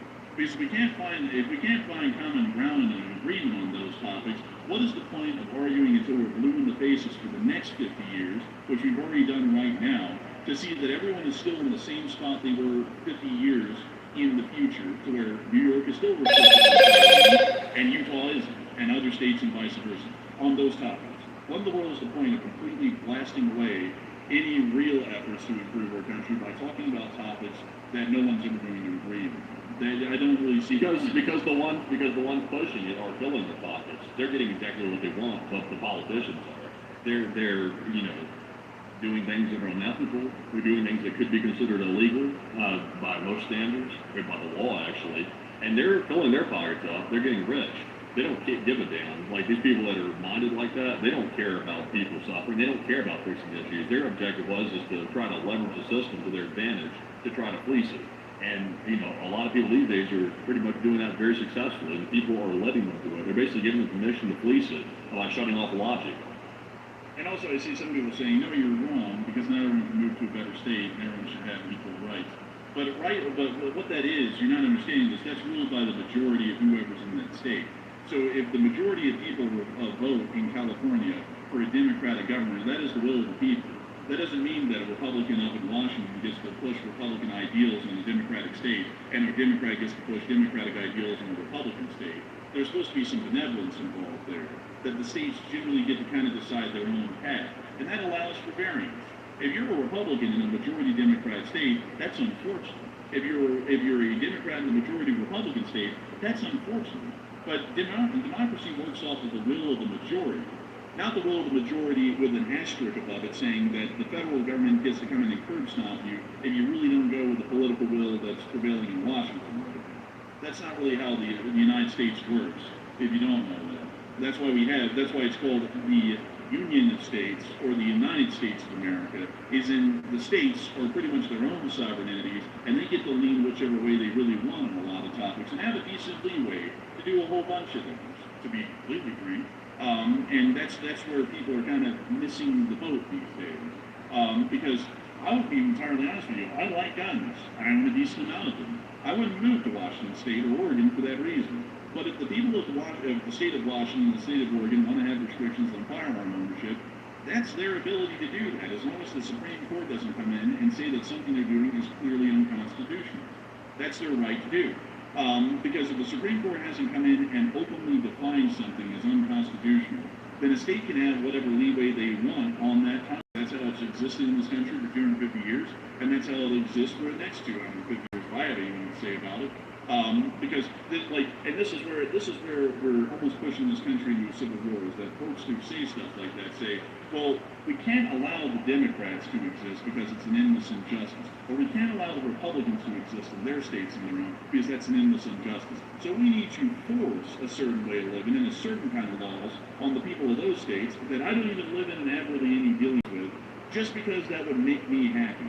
Well, you're making yourself happy on the point that isn't even going to affect you in a whole other state somewhere in another part of the country, but you're pissing off a whole lot of those people to come back and vote for their guys to get into Congress, and when they get in charge, oh buddy, now it's your turn up to the chopping block. And then it's not going to be fun for you, because while you're pushing your Republican or Democrat ideals on another state that didn't agree with you, once they get in charge, they're going to do the same thing back to you. And people don't even understand that. You strike at someone, they're going to strike you back, and then you demand to ask why in the world they're striking you. It's because you struck them first. And that's what people in the political world aren't getting these days. Yeah, I would say so. But anyways, I do think Masters would support, though, enjoying the way that we cover the news on this channel, and how we try and keep this thing generally as straight in line as we possibly can. I like to try and think that we talk about more so just baseline American values here than anything that gets remotely political, and if we ever criticize anyone, it's in the best interest of the country, regardless of their political affiliation. But a huge thanks to you so much once again. I hope that does address that really well. And with that, also someone just said, here's something. Many Democrats are really calling me, so, oh, come on. Don't be kidding me with that one. Every political party calls for civility until they're in charge, and then they act like a dictator, basically. Don't even try and tell me that. Yeah, there's a lot of Republicans that were asking for people to be civil and topic back in the day, and then they become a mob once they get started. Don't kid me with that stuff. Acting like the political parties are any different than each other and how they operate is unreal. We've had extreme liberals dox us and threaten our lives here on this channel, and we've also had extreme Republicans do the same. From where we're sitting, where we have to deal with the general public and the millions every month, there's no difference between the political parties and how they actually behave and operate. That's a fact. That's not even an opinion. That's a fact from experience. But anyways, with that, we're on to the next one. And our next super chat goes to Richard Ager. And thank you very much, Richard, for that massive $200 support. And we do appreciate that very, very much. That is extremely generous. Richard said, I'm still here, and many thanks as always. And so much weird stuff happening here in the land down under at the moment. But it's weird the world over. And Slava Ukraine. And thank you so much for the support, Richard Ager. And I gotta say, that's really interesting here. What kind of weird stuff is going on down there in the land down under? I would wonder. I'm curious about that. I haven't really been hearing a lot of the news out of Australia lately, but I do thank you massively for the support, though, and helping this channel to keep on running. And I do have to say that it is quite a weird world. We're living in a very odd time these days, that's for sure. But I do thank you massively for the support and helping this channel to keep on running, because if it wasn't for folks like you, we wouldn't be able to make this channel possible. And it's good to know that you're still around and watching. I And also a huge thanks to you for the unbelievably massive support, because folks like you help us to keep this thing rolling. And I got to say that folks have been incredibly generous tonight with the all support. And I got to thank everyone who supported the channel tonight. But a huge thanks to you so much once again. And with that, we're on to the next one. All right, so real quick, let's do a quick investigation. I'm being told by a couple different viewers that a earthquake has been detected right near Bushehr, inside of Iran, which is near their nuclear facility. So let's take a look here. See if you can do some searching real quick. Type in, you probably do this on Google, apparently it just happened. See if there's an earthquake detected in Bushehr, Iran. See if Google is showing anything. Let's see here. I'm being told it's 5.5. Oh, we do have one. We have an active earthquake according to the United States Geological Survey. It's south of Bushehr, but it appears to be 27 kilometers southwest of Moher, Iran. It's a 5.2 at the moment. This isn't incredibly strong, but it is on the coast of Iran. But it's a decent ways away from Bushehr, because that's Bushehr, and this is where the earthquake is itself. Yeah, I would say it is interesting. I know people want to say that this is likely some type of underground nuclear test, but I would say this level of earthquake isn't entirely uncommon. I saw Yang Nichols say that this isn't totally uncommon, and he is right. As you see there on the list, there have been several other earthquakes like this, not quite a 5.2, but close to it, like a 4.4, and sort of around that range. So it's not unusual, and we really can't make any determinations off of it just from this. So it's fascinating, but it's just a fascinating fact. I would have to say it is fascinating. It's not really anything crazy, but it is interesting to see. And so with that, we're on to the next one. And moving on to our next one here. This one is going to go to Brian Brzezinski. Yet again, he earned another massive super chat. This time of $200. And thank you very much, Brian, for that $200 support. He's literally thrown in a $500 total support tonight. We do appreciate that. And he said, LSA, he said, Aline very right, but I love the fact that you criticize the president and the right, which I'm part of. And you still criticize when criticism is due. I love you guys, and LSA, Lieutenant. Thank you so much for the support, Lieutenant. And I also have to say, once again, we're always proud to really speak more so on what is good for the country than what a political party says is good, because, sometimes they say things that aren't really for the country's good. They say it for what would be good for their party, or those who are part of their party. But me personally, I think that we should be looking out for the nation as a whole, all 360 million people here, the women, the men, the children, and everyone in between that calls themselves an American citizen. We should be looking out for their interests. And so with that, a huge thanks to you so much once again. I hope the rest of us incredibly well. And with that, we are on to the next one. And moving on to our next super chat here. This one goes to Devin Gray, who puts in a $100 support, and a huge shout out to you, Devin, as well, for that massive support to keep the channel running. He said, from my father and Slava Ukraine. Hey, thank you so much for the massive support for your father, and honor your father. And we thank you so much for the support, Devin Gray, and helping this channel to keep on running. It's folks like you and your father who watch this channel, I assume, to help us keep this thing running. And of course, Slava Ukraine, Slava, and humongous thanks to you once again for that unbelievably massive support. And with that, we're on to the next one. And our next one goes to none other than BC Skyman, another channel legend. And thank you very much, BC, for throwing in that $80 support, and we appreciate it very much as well. He said, I hope everyone's enjoying the snow. Brutal's both tonight, though, and we appreciate the enforcers tirelessly bringing us the news in Slava Ukraine. And I hope y'all are enjoying the snow tonight. We had zero snow.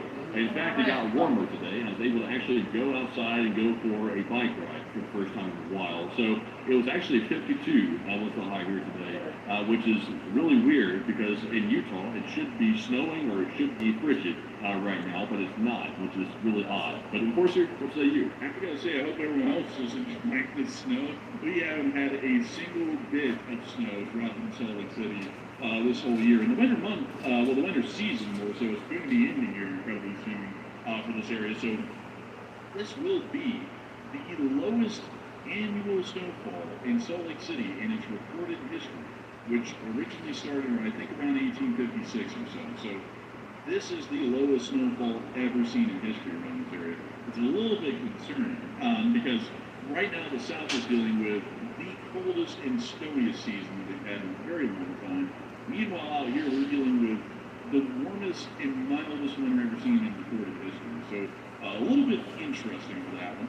But I do think you massively could support people showing people running. I hope that everyone who is getting snow is enjoying the snow, because it would not be great if they were hating that snow. You know, like, for example, the Texans, which I've never seen really be able to handle the snow, you know? And this has happened a couple of years to them over the past decade or so, and they still don't really seem to be getting a lot of their civil institutions prepared for this sort of tougher winter weather. But still, huge thanks to you so much once again for support. I hope it does address that incredibly well. And with that, we are on to the next one.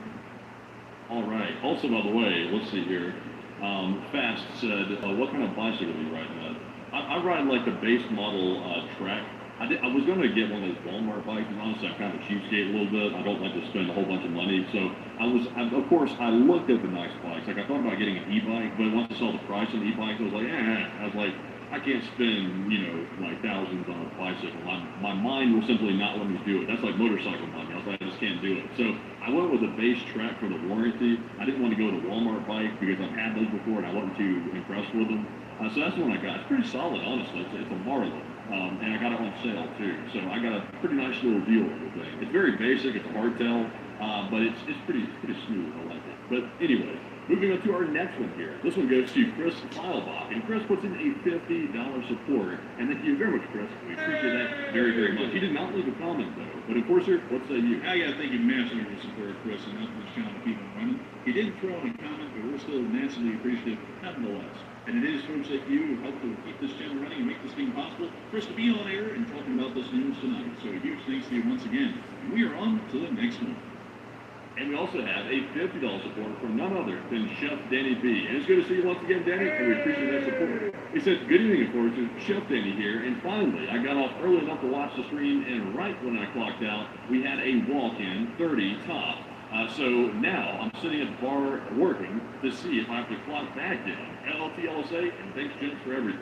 Dang, that is rough, Danny. Why do people always walk in right when the place is about to close? Whenever I see that the place is about to close, I actually kind of avoid it because I know that they're really using like that last hour or so to close everything up, and I don't want to get in the middle of them closing everything up and have them reopen it and then start that process over again. But I do think you mentioned support, and I hope that you didn't have to start working again. But it's good to know that you were here with us tonight. You were able to watch it, at least for a little bit, hopefully, and hopefully you're still watching it right now.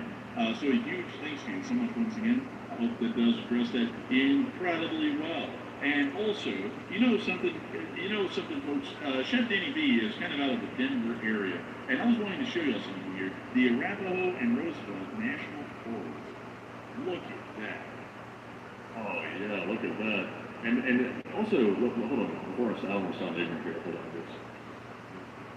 Okay, so this is in California, Nevada. Dang, okay, so I was about to sound, a good thing I pulled this up. I saw a video of Lake Tahoe today, of somebody driving into Lake Tahoe, like that area. It was so fantastic, beautiful, like it was so beautiful. I was about to say it was in Colorado for a second, but it's not. No, Lake Tahoe is that lake. Here it is, right up here. I was looking for it. I knew it was on the Nevada-California border, but I forgot where. But let me see if I can show this to you, because this is a beautiful spot. Look at it. Oh, man, look at that. There's a road that apparently goes into it. I'm trying to look here to see which one this is. There's like a road that goes into the area, and I don't know what road it was, but I saw something here. It just looks so nice. There's like a road going in. Do you know what I'm talking about? By the way, it's like this really scenic road that like drive where you see the water like from the vantage point. I think it's this one. Right here. So put it down and see. Oh, this is actually whitewater rafting. So let me see if I can get us on the street, which is River Road, right next to the Truckee River. Oh, that's not it. Let me see here. That's not it. Well, it's got to be around here somewhere. I mean, don't lose hope, Matthew. We'll find it. We will find this thing. I think it's just this road that skirts along the side of the lake right here. It could be, possibly. I was trying to see. I don't know which one it is, sadly. We'll have to look at it later. But, yeah, it's just a fantastic looking place. I'd like to see this right here sometime. Wait a minute. This is it, isn't it? No, I know the road when I see it. I saw it on a short video, but I don't know the exact road. Wait a minute. I got you, buddy. I got you. It's not this one. It's not this one. I'm trying to find it for you. It's just that it's so tough. Wait a minute. It's like right here. here. It's like, no, it's not really it either. It's like right near the lake. I saw it. It was like right near the lake. Right near the lake. Isn't that this road right here? North Lake Boulevard right here. Yeah, it's gonna be something like that. It's going to be something. I can't find it exactly though. But it is a really cool looking place. I mean, like just look at the beauty of the Lake Tahoe area and the bathtub walk in the lake. I mean, that looks like the Gulf Coast. Really. I mean, that is really cool. I would like to go out here and see. I'll be honest with you, folks. If you ask me what has a better look for the natural beauty side of things, the East Coast or the West Coast, I'd actually say the West Coast. Something about the West Coast and its trees and the rock formations and everything else, it really feels outdoorsy. I don't know what it is about the East Coast. Like, it's outdoorsy, but it doesn't really feel like quintessential, like, American outdoors like the West Coast does, at least to me. Like, I don't know, maybe I'm an outlier in that category, but I just find the West Coast nature to be a lot more striking in its natural beauty. Yeah, I would say so. I think it looks fantastic, honestly. The only downside to it is it takes a lot of traveling to get to these places. Like, this is kind of a little remote from what I can tell. So you kind of got to drive, fly, or something. You can't just hop and skip to it. Well, it's all right, Boyle, because I believe, if I'm not mistaken, let me see here. I might be able to get you a good answer here. It's going to go into your mental. I think there's rail service here from Amtrak, but I'm not sure. Yes, there is. Truckee, California, and you can get on the the California Zephyr, and you can ride this out here to Lake Tahoe. That is something there. You know, this is the train that actually comes from Salt Lake, so you can actually ride this all the way out there and back. It would probably take a week. Oh no, I think it doesn't take that long because I think it's pretty smooth sailing through Nevada. It's pretty quick. I don't know. We could pull it up. Like, we could pull up how long an Amtrak train takes to get out there. So let me go get us the tickets. So I'm not getting them now. I'm not going to buy them there, but we want to go from Salt Lake City Amtrak station to Truckee, California, and we want to depart Saturday of next week. And we're not returning. Well, actually, we'll return the next day just to get the ticket price. So let's find the train. Let's see how long it will take. So it would be an overnight train. That's going to send Matthew into Trenton. So you would have to sleep on this train, but it would leave at 11:40 at night, and it would arrive at 10:30 the next day, so it would be about a 12-hour trip. And you can get coach for $102, or you can stay in a private room for $296. So it's 2 days there and 2 days back. So it is going to be a week. No, it's 11 hours there. Yeah, well, I mean, isn't that over the course of like 2 days though? It's overnight though. Like, you leave at 11:40 at night, and you arrive the next day at 10:30 in the morning. That's to me. I'm going to have to consider that 2 days because you're going to have to sleep in because you're going to be screwed. I mean, if you're just if you're a person, you can just sleep in the train. You know, like that's a very doable. I can't sleep in the train. I'm not a person. What are you then? Like, what are you then? Who are you? Have you ever tried to eat? Have you tried to? But man, I gotta say, I mean, I could easily do. I mean, a brunette, that's actually not too bad for 12 hours in the train, all the way there and back. Horrible ass train. It's not bad. $50 to run me through the ringer. I'll keep that money and also stick it to this. And also on top of that, if I'm not mistaken, there's a tourist railroad that operates out of here, right? Like, I feel like the Virginia and Truckee Railroad is the thing that runs out of this town, if I'm not mistaken. Let me pull that one up, because I think there is a lot due out here. Virginia and Truckee Railroad. Oh yeah, look at that. They do have a running railroad out here. I thought they did. But they have like a little tourist railroad that runs like old rolling stuff and stuff. Pretty interesting deal. But anyways, enough of Truckee. But still, a huge thanks to you there for the support, Chef Danny, being helping this town to keep on running. And you live in a beautiful part of the country. And we hope that you didn't have to work that much longer after you sent in that super chat. But a huge thanks to you so much once again. And we are on to the next one. All right, and our next one here goes to none other than Mark X, who puts in a $50 support. And thank you very much, Mark, for that $50. We do appreciate that very, very much. And they said, Seattle resident here, and I just want to say that gun ownership in Washington State is considerably lax, and bought an M1A in Seattle a few years back with no issues whatsoever. Regardless, Slava Ukraine and David Shah. I guess we'll see how that goes. And let's see. Let me check it. Let's see. So actually, Washington State does have restricted gun laws, at least from what I would say is restricted, because they have a 10-round capacity limit for magazines. And I am someone who loves my large capacity magazine. I have like a dozen Bakelite mags for AK-74s that are 30 round ones, and those wouldn't be allowed in the state of Washington. Technically, I believe they would be a felony in the state, along with Oregon.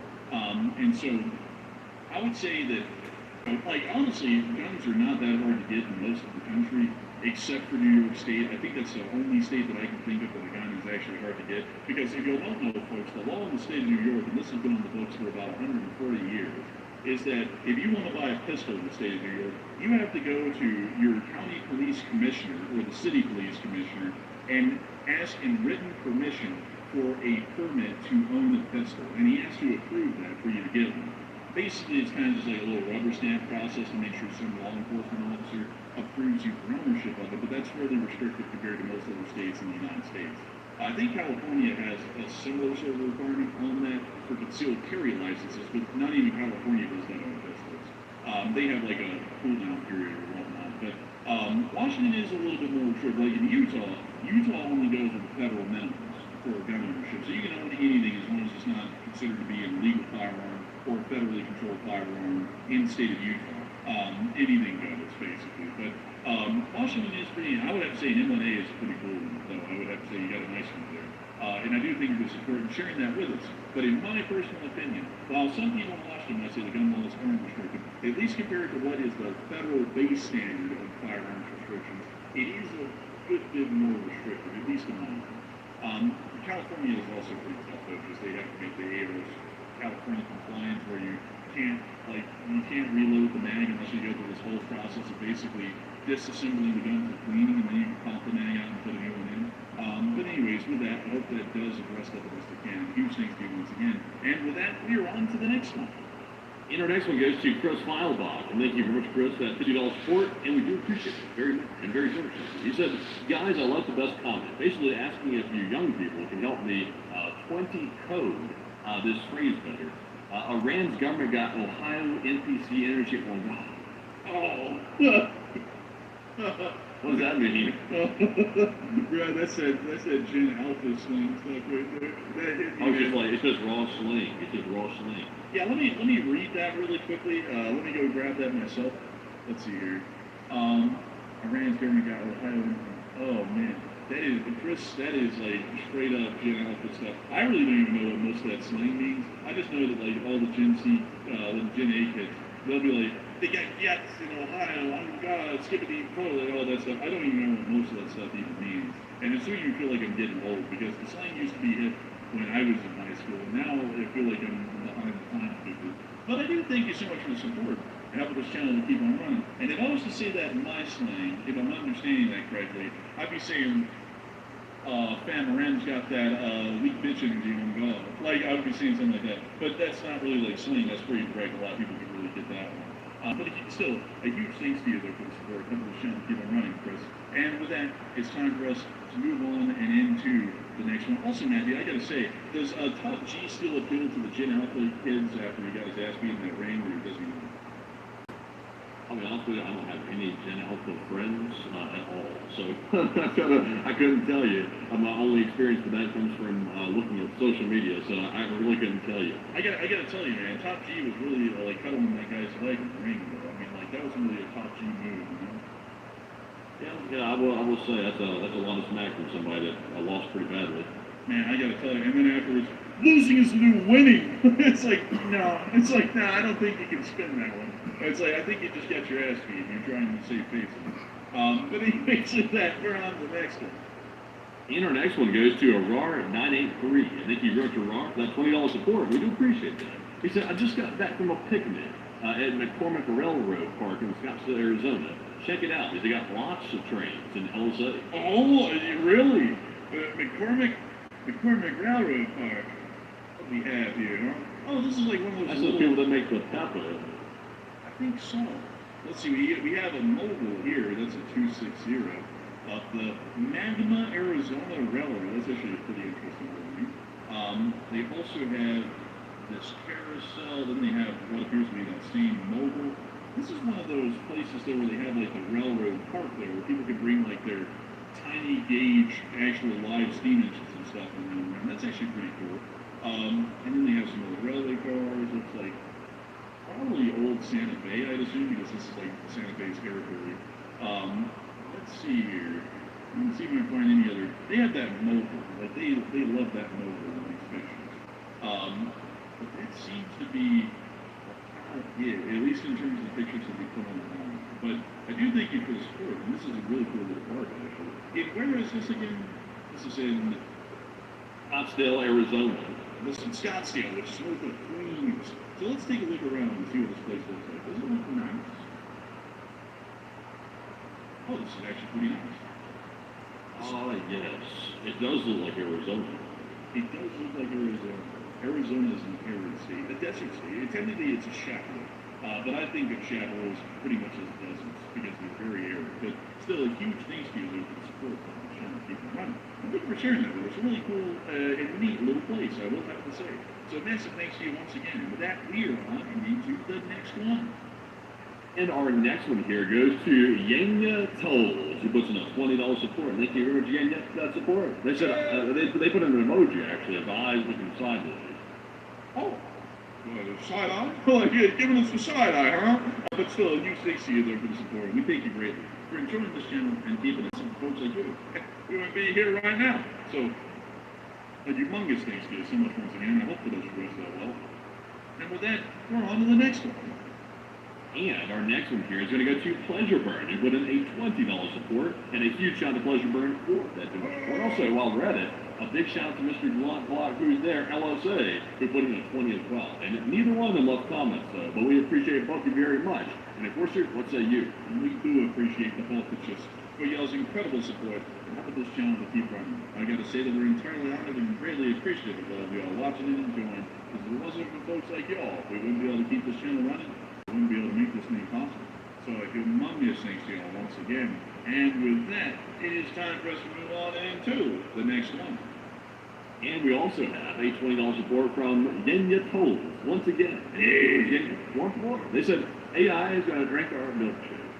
I think it kind of is, actually. It's kind of like, it's like, imagine this. It's like someone got a huge straw out, and they put it in all of our water sources, and they started guzzling it. Also, they hooked up a massive electrical line straight from the electricity plant, and started zapping all the electricity out of it. And guess who's upholding the bag? Like usual, the American people. That's who's upholding the bag. Not the companies actually using it, but actually the people. They're the ones paying the increased energy costs and all the other stuff.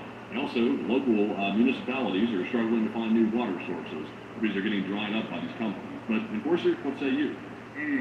60-80% of all the water that goes into an AI data center is not recycled back into the general water system. It is just evaporated into the air.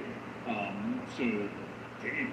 That's a lot of heat from all these facilities. Yeah, that's a lot of heat. And also, on top of that, I mean, I can only imagine that an evaporator like that, because basically it's serving as an evaporator, that can only change the weather around that general area because there's going to be so much humidity and moisture in the air that those things might be able to create rainstorms on their own, especially considering the volume of water they're consuming. I'd have to say that's a little bit interesting. I don't really know how that's going to pan out in the long run there. But it doesn't sound like it's going to be drinking our milkshake, that's for sure. I would say that if anywhere needs to be building those, they need to be built up in Washington State or off in the Southeast because those are the most humid and wet areas of the country and also have the highest water availability per capita in the country.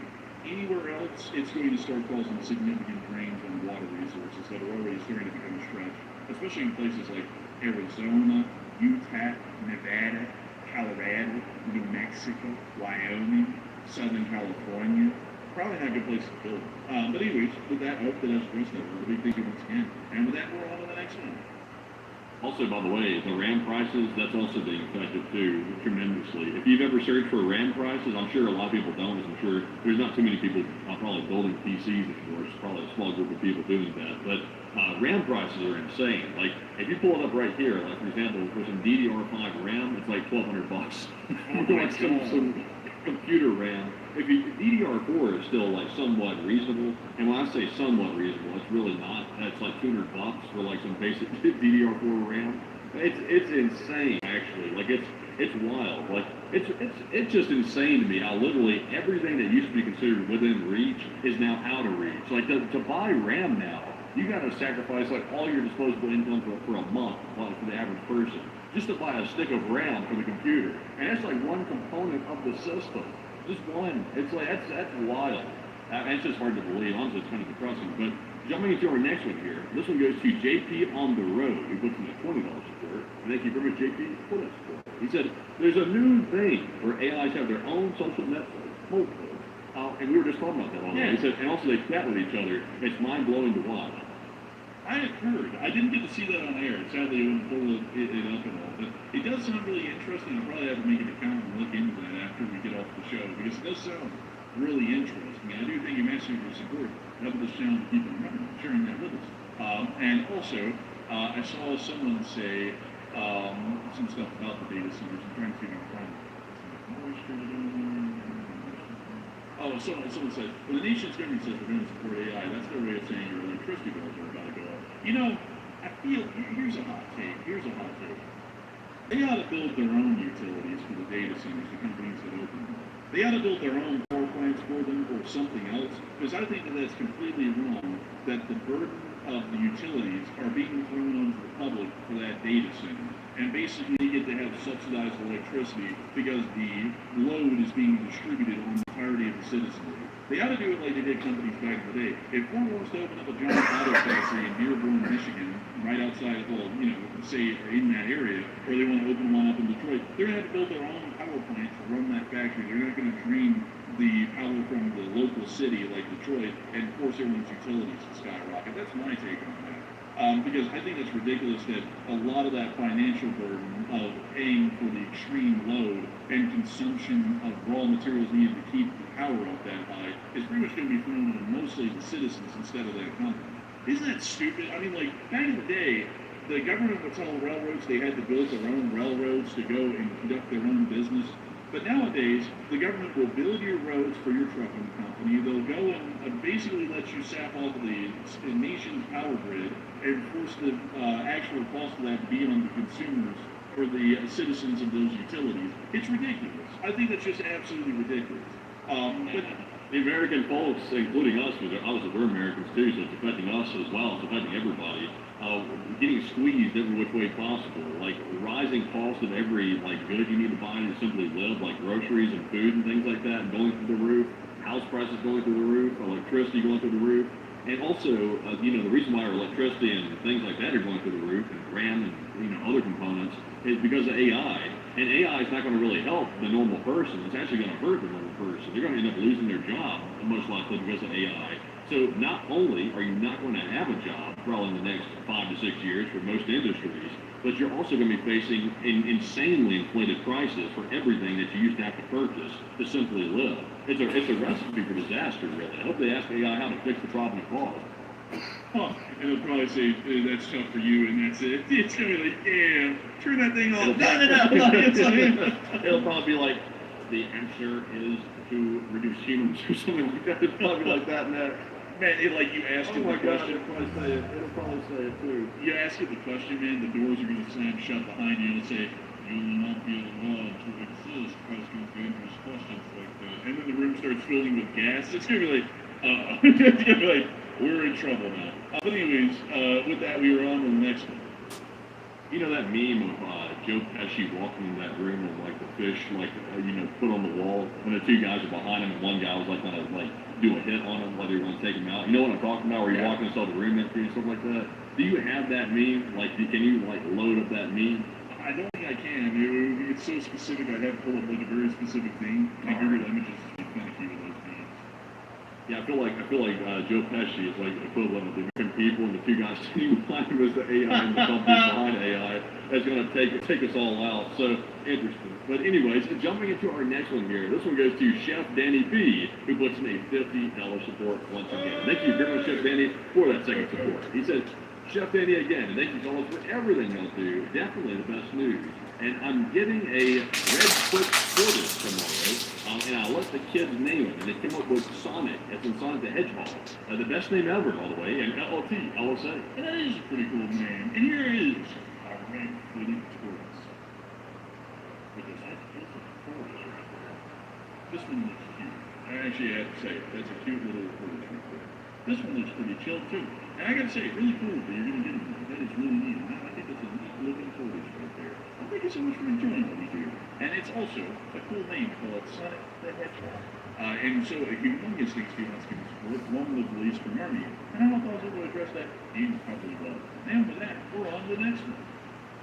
So, like, by the way, Chef Danny B said Goodfellas. It is a meme from Goodfellas. The Joe Pesci mentioned that. The unfortunate part is I actually cannot show that on the air because it looks like they've included some graphic ones next to it. So we're going to pass on that meme right there. But moving on to our next one, though. This one goes to Mark. And Mark, do it. I got it. It's this one right here. Oh, there it is. That's it. That's it. Look at that. They let that poor sucker in that room. The moment he laid eyes on that bass, he was finished. Bro, he said,